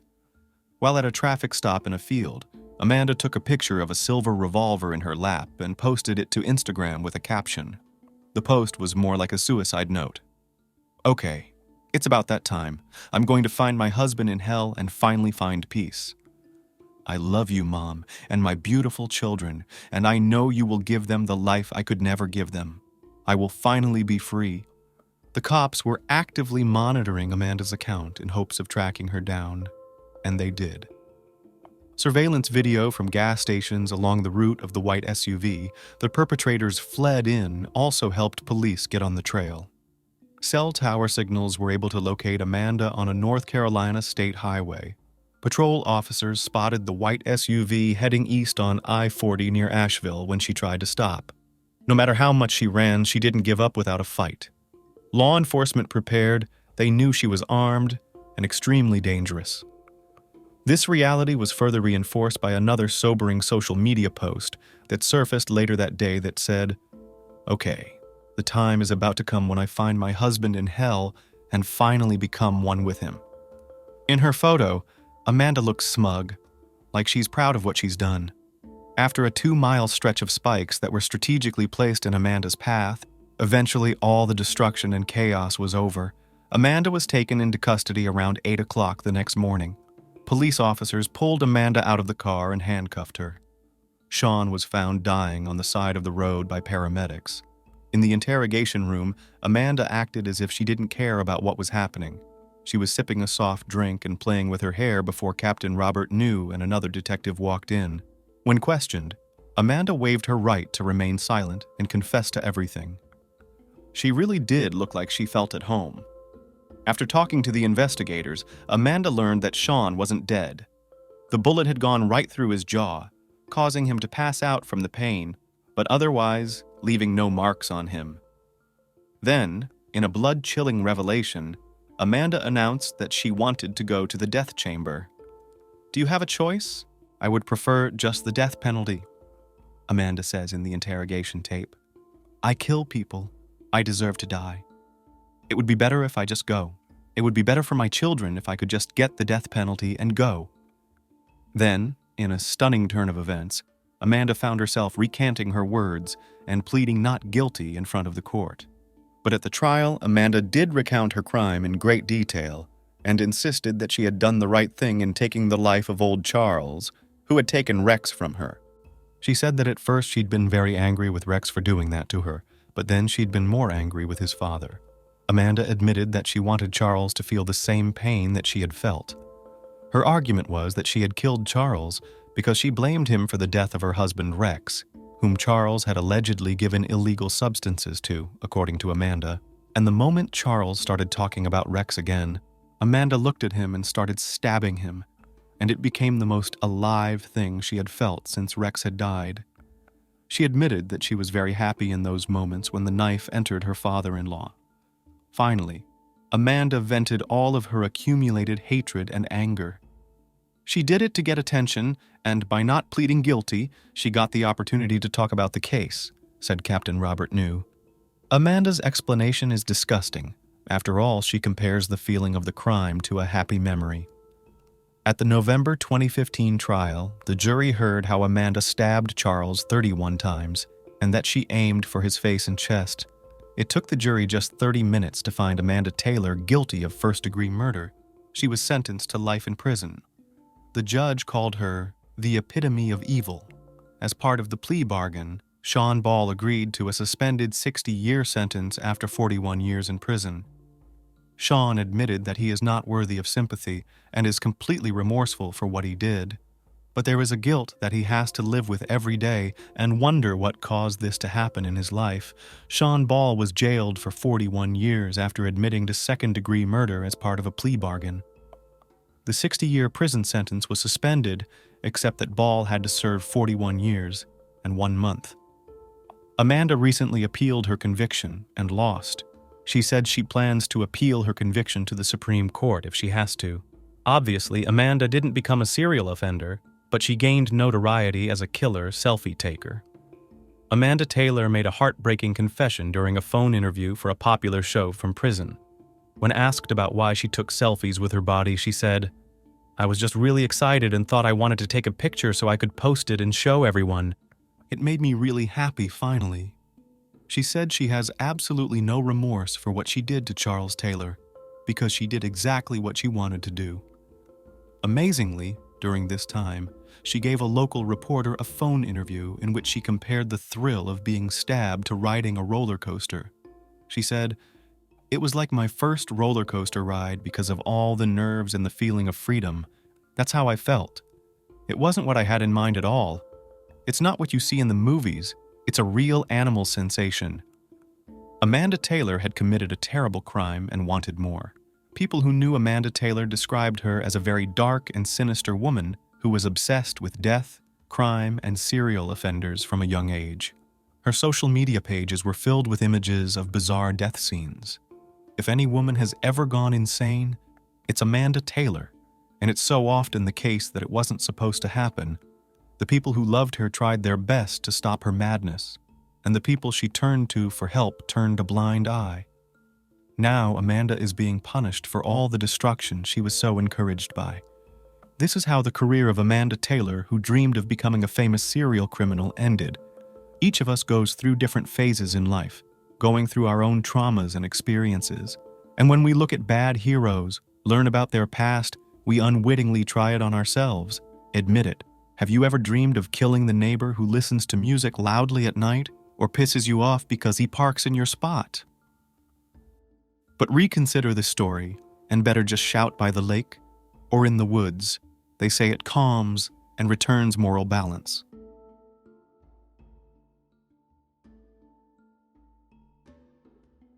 The insane courier of death. How quickly would you open your door if a stranger knocked? Would you inquire about their identity and purpose before unlocking? Most people would, as a reasonable precaution.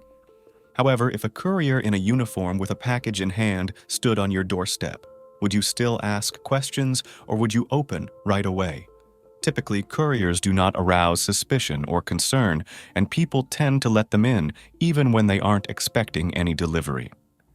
In the summer of 2020, amid the pandemic and total lockdown, when couriers became almost the sole link between people and the outside world, delivering everything from food and essential medicines to work documents, one such delivery person was bringing death to homes.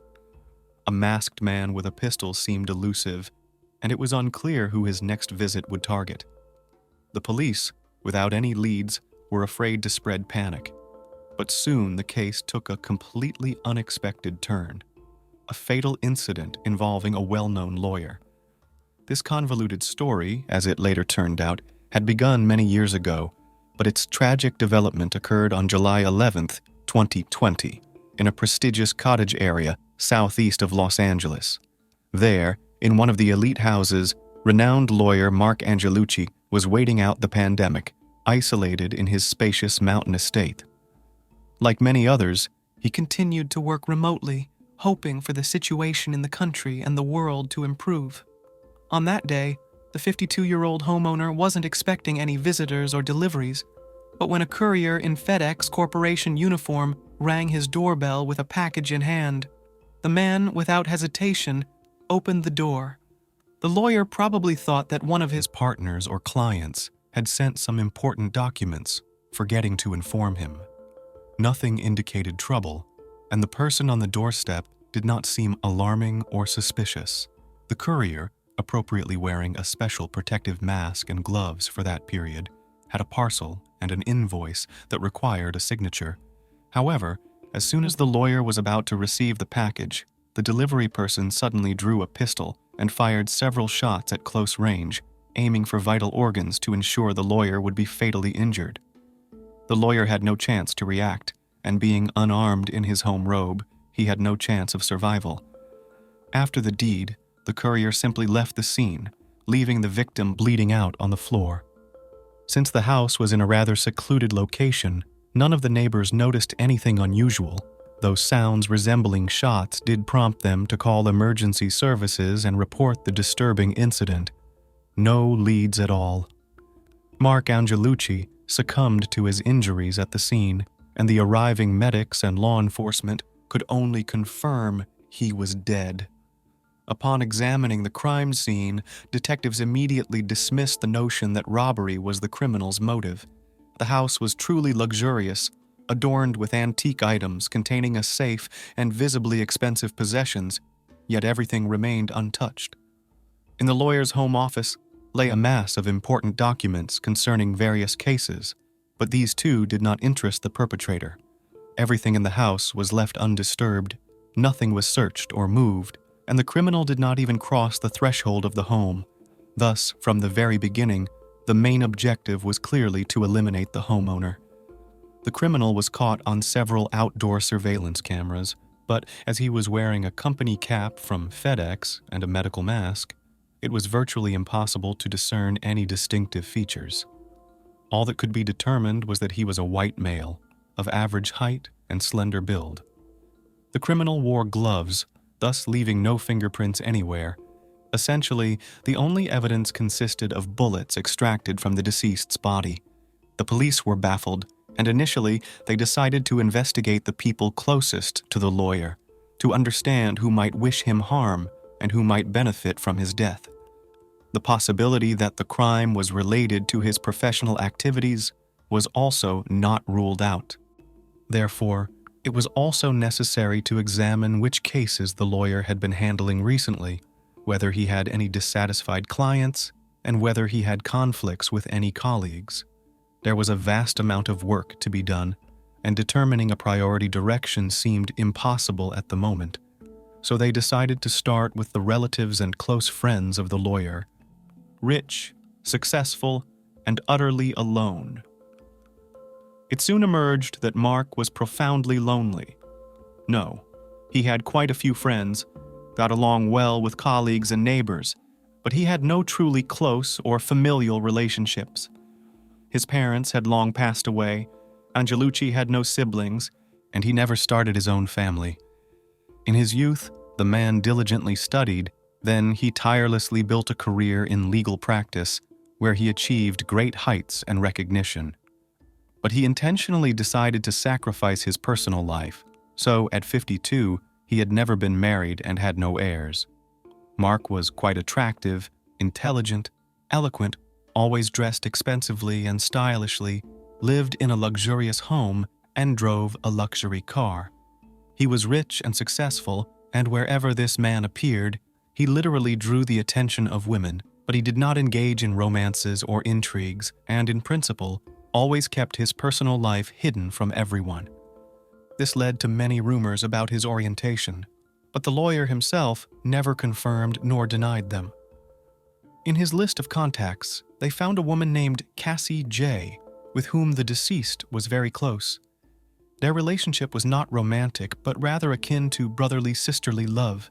She was a journalist and had met the lawyer many years ago while preparing a report on a high-profile case he was handling. The man willingly agreed to help her. They quickly found common ground, got along well, and continued to communicate after their joint work ended. For Cassie, the news of the death of her close friend was a real shock. She described Mark as sincere, kind, and responsive, with an easygoing and cheerful nature, who was involved in charity and always responded to others' troubles. According to her, he had no enemies, at least she was unaware of their existence.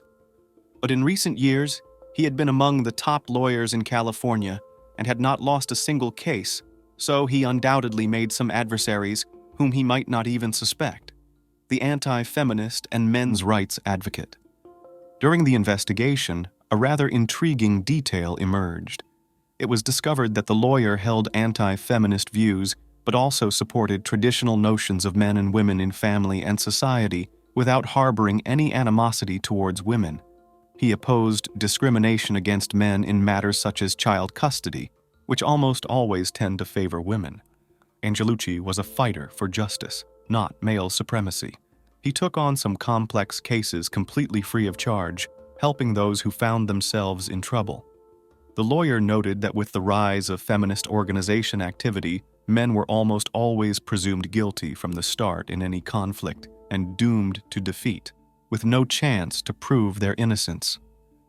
Over the years, Mark became an activist for men's rights, although in fact, he simply sought to equalize rights for all people, ensuring that everyone could expect a fair judicial resolution in conflict situations regardless of gender. Given this, it was not possible to exclude the likelihood that radically minded representatives of feminist organizations could have been involved in the lawyer's demise, as the deceased had no family or close people, and there were no leads or clues in the case. The investigation could have stalled and eventually been archived. In response, Cassie J. decided to take initiative. Using her extensive connections in the media, the journalist brought widespread attention to the case, prompting law enforcement to conduct a more thorough investigation. Detectives carefully reviewed the case files that the lawyer had been handling recently, hoping to find any hints. The task was daunting, but before they could find anything, the courier criminal struck again. Collateral victims, or was the entire family targeted? On July 19, 2020, just a week after the first crime, on the other side of the country in New Jersey, an armed courier paid a visit to the luxurious home of a state federal judge. That day, none of the family members were expecting any deliveries or packages, and they were all self-isolating. Both parents, being lawyers, continued to work remotely, and their college student son was on holiday. The head of the family, a 62-year-old lawyer named Mike Anderl, first noticed the approaching courier while he was on the second-floor balcony of his home. He thought that perhaps some work-related documents awaited his wife and hurried downstairs to open the door. However, his son, who was closer to the front door, opened it without a second thought. They exchanged just a few words before a shot rang out. Mike was descending the stairs at that time, and likely he was the initial target, but his 20-year-old son, Daniel, literally stood between his father and the criminal. The young man took a bullet to the chest, fell to the floor, and the criminal opened fire on the lawyer, wounding him 3 times. The courier, as in the previous case, did not enter the premises but simply turned around and left, leaving the bleeding victims to die. However, there was another person in the house, Judge Esther Salas, who was the wife and mother of the victims. The woman, shortly before the incident, had gone down to the basement to sort through things and did not hear the gunshots. When she came upstairs, she first saw her son lying in a pool of blood at the door. Esther rushed to him, tried to stem the wound, called out for her husband's help, and only then saw that a bloodied Mike was lying on the stairs. Salas immediately called emergency services, reporting the incident, and tried to provide aid to her husband and son herself. By the time law enforcement and paramedics arrived, both men were alive but in extremely critical condition. They were immediately taken to the nearest hospital, where they underwent surgery and, it seemed, their condition was stabilized. The criminal's motive was unclear, and it was also uncertain whether he came to end the life of the judge, her lawyer husband, a former prosecutor, or intended to eliminate the entire family. Again, no traces or clues were found at the scene, and the only evidence consisted of bullets fired at the victims. The Federal Bureau of Investigation joined the case, immediately suspecting a connection between this incident and the murder of Mark Angelucci in California. In both cases, the targets were lawyers, and the shooter disguised himself as a FedEx courier. However, the agents were confident that in the second case, the true target was the judge, and her relatives were merely collateral victims. Eyewitnesses' final account. Ballistic analysis established that the shooter used a .380 caliber pistol in both incidents, and all bullets were fired from the same weapon. This dispelled any remaining doubts that the acts were committed by the same individual. But who was this person? Where could he be found? And where, when, and to whom might he strike next? It was necessary to question the surviving witness who had come face to face with the criminal, and had even exchanged a few words. After a serious surgery, Daniel was in the intensive care unit in critical condition, but when he regained consciousness, he expressed a desire to speak with detectives to tell them everything he had seen. The young man couldn't describe the perpetrator's appearance because he was masked, but he thought the individual was elderly, as he could see gray at the temples, wrinkles around the eyes, and the courier's hands appeared old. Behind the courier, near the road, Daniel noticed a light-colored car, though he couldn't remember the make. The student also speculated that the criminal's target might have been his mother, as the attacker had inquired if she was home. However, at that moment, his father appeared on the stairs, apparently startling the criminal. The attacker quickly drew his pistol, shot the young man in the chest, and then began shooting at Mike, wounding him 3 times. After being injured, Daniel remembered nothing until he woke up in the hospital. The student's testimony provided little help to the investigation except to confirm that the shooter was an older white male. Regrettably, Daniel's condition could not be stabilized. He worsened, and the day after speaking with law enforcement, the 20-year-old passed away in the hospital from a resultant internal bleeding. Who is Esther Salas? Thus, detectives unanimously concluded that the main target of the shooter was indeed Esther Salas, but her husband and son were inadvertently in the way, and now the young man was deceased, while his father still hovered between life and death. It was urgent to understand what linked Salas and the earlier deceased Angelucci, what cases they were handling, and if they had common adversaries. Esther Salas was born in 1968 in Monterey Park, California. She had Cuban roots on her mother's side and Mexican on her father's. The girl who grew up in poverty achieved everything in life through her intellect and hard work. She attended Rutgers University for law school and earned her Juris Doctor in 1994. She built a stellar career, progressing from a clerk to an assistant U.S. public defender and eventually to a United States magistrate judge in New Jersey. She also served several years as the president of the Hispanic Lawyers Association. Since 2011, she had been a judge for the U.S. District Court for the District of New Jersey. In 1993, Esther married renowned lawyer Mike Andrell, who was 11 years her senior. The couple desperately dreamed of having a child, but Esther struggled to conceive. After 4 consecutive miscarriages, doctors declared that she would never have children.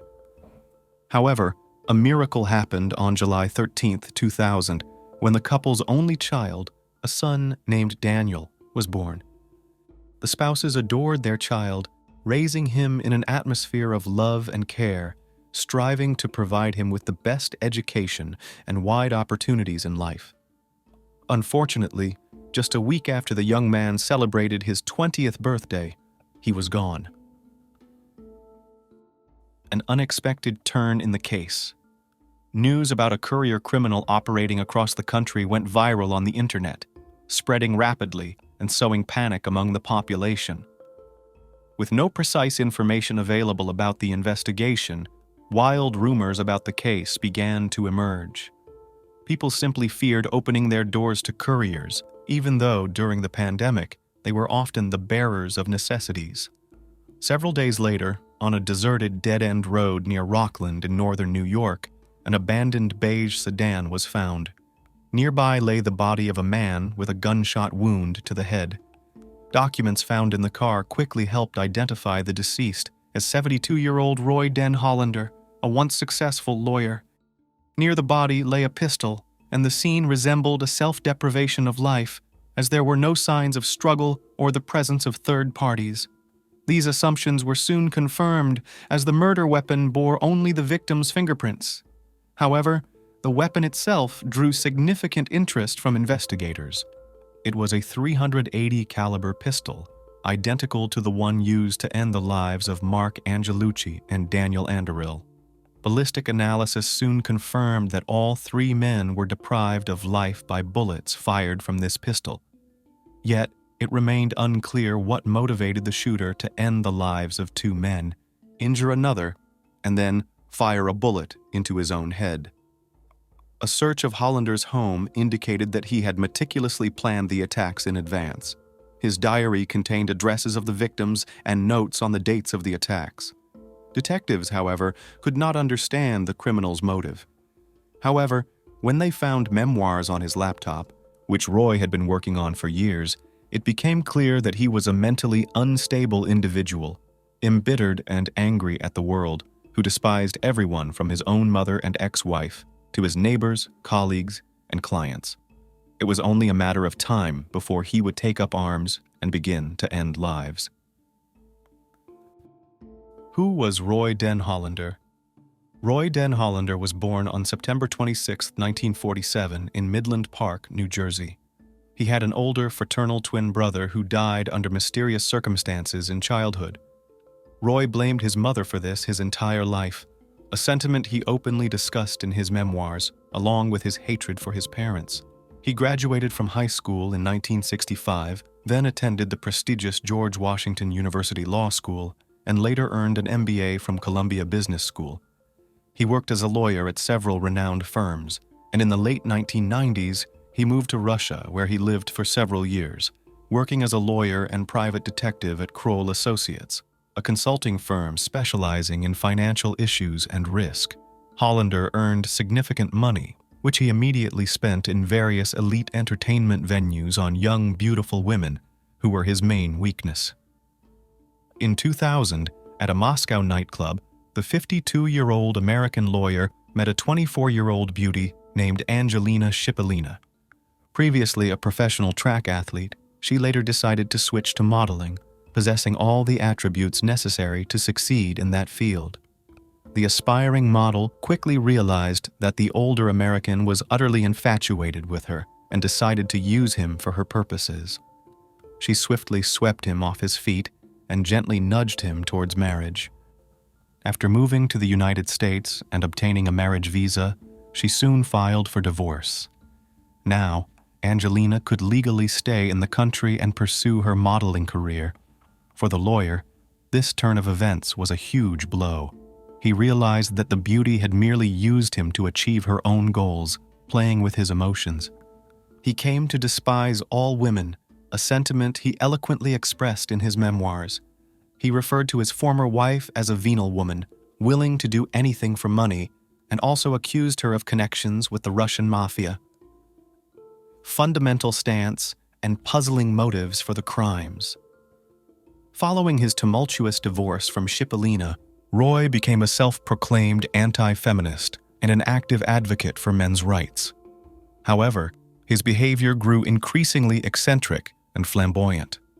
Unlike Angelucci, who provided free assistance to men affected by domestic abuse and handled custody issues during divorces, Hollander became notorious for his frivolous and unsuccessful lawsuits. For instance, he objected to ladies' night promotions in bars and nightclubs where women are offered free admission and complimentary drinks. Yet, it remained unclear why Roy chose his victims and sought to deprive them of life. The situation with Angelucci was particularly puzzling, since they were effectively colleagues, both fighting for men's rights. The answer to this question was soon found in the criminal's memoirs. It turned out that Roy saw Mark as a rival and was extremely jealous of him because Mark was far more successful in his career, commanded widespread respect, and held considerable influence, whereas Hollander had been mostly ridiculed for his antics and bizarre lawsuits over the last decade. Furthermore, both lawyers were members of the same men's rights community, making Roy appear even more outlandish and unsuccessful by contrast. About a year before these tragic events, he was expelled from the community for aggressive and inappropriate behavior. Roy's personal life and career spiraled downward after his divorce from the Russian model.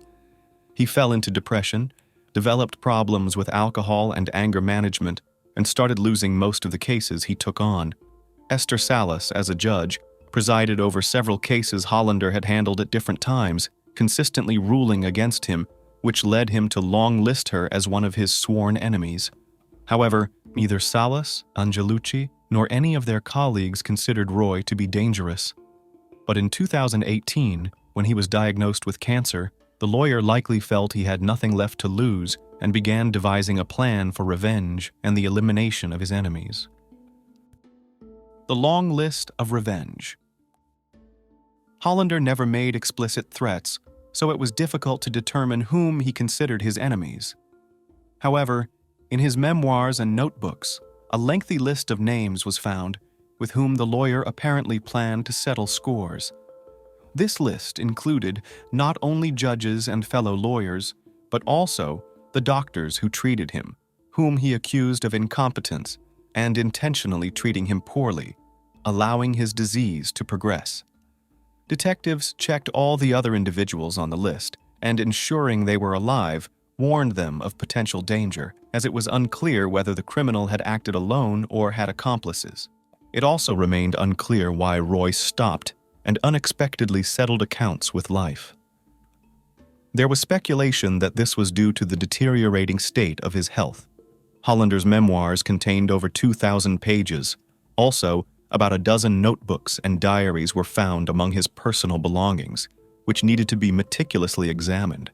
This process took several weeks, but ultimately established that the criminal acted alone and had no accomplices, meaning that everyone else on the list was safe following Roy's death. Daniel Anderl's Law. After the attack, Mike Anderl spent over half a year in the hospital undergoing a challenging rehabilitation process due to 3 gunshot wounds. His wife, Esther Salas, remained in a prolonged state of depression due to the loss of their only son. However, in February 2021, she agreed to give an extensive interview for the television news magazine 60 Minutes, where she spoke publicly for the first time about the horrific events and the tragedy that struck their family. Simultaneously, the judge began working on legislative changes in New Jersey. A new law, adopted in December 2021, was named after her late son, Daniel. The new amendments introduced a prohibition on the public disclosure of judges' addresses and other contact information, ensuring the safety and privacy of public officials and their family members.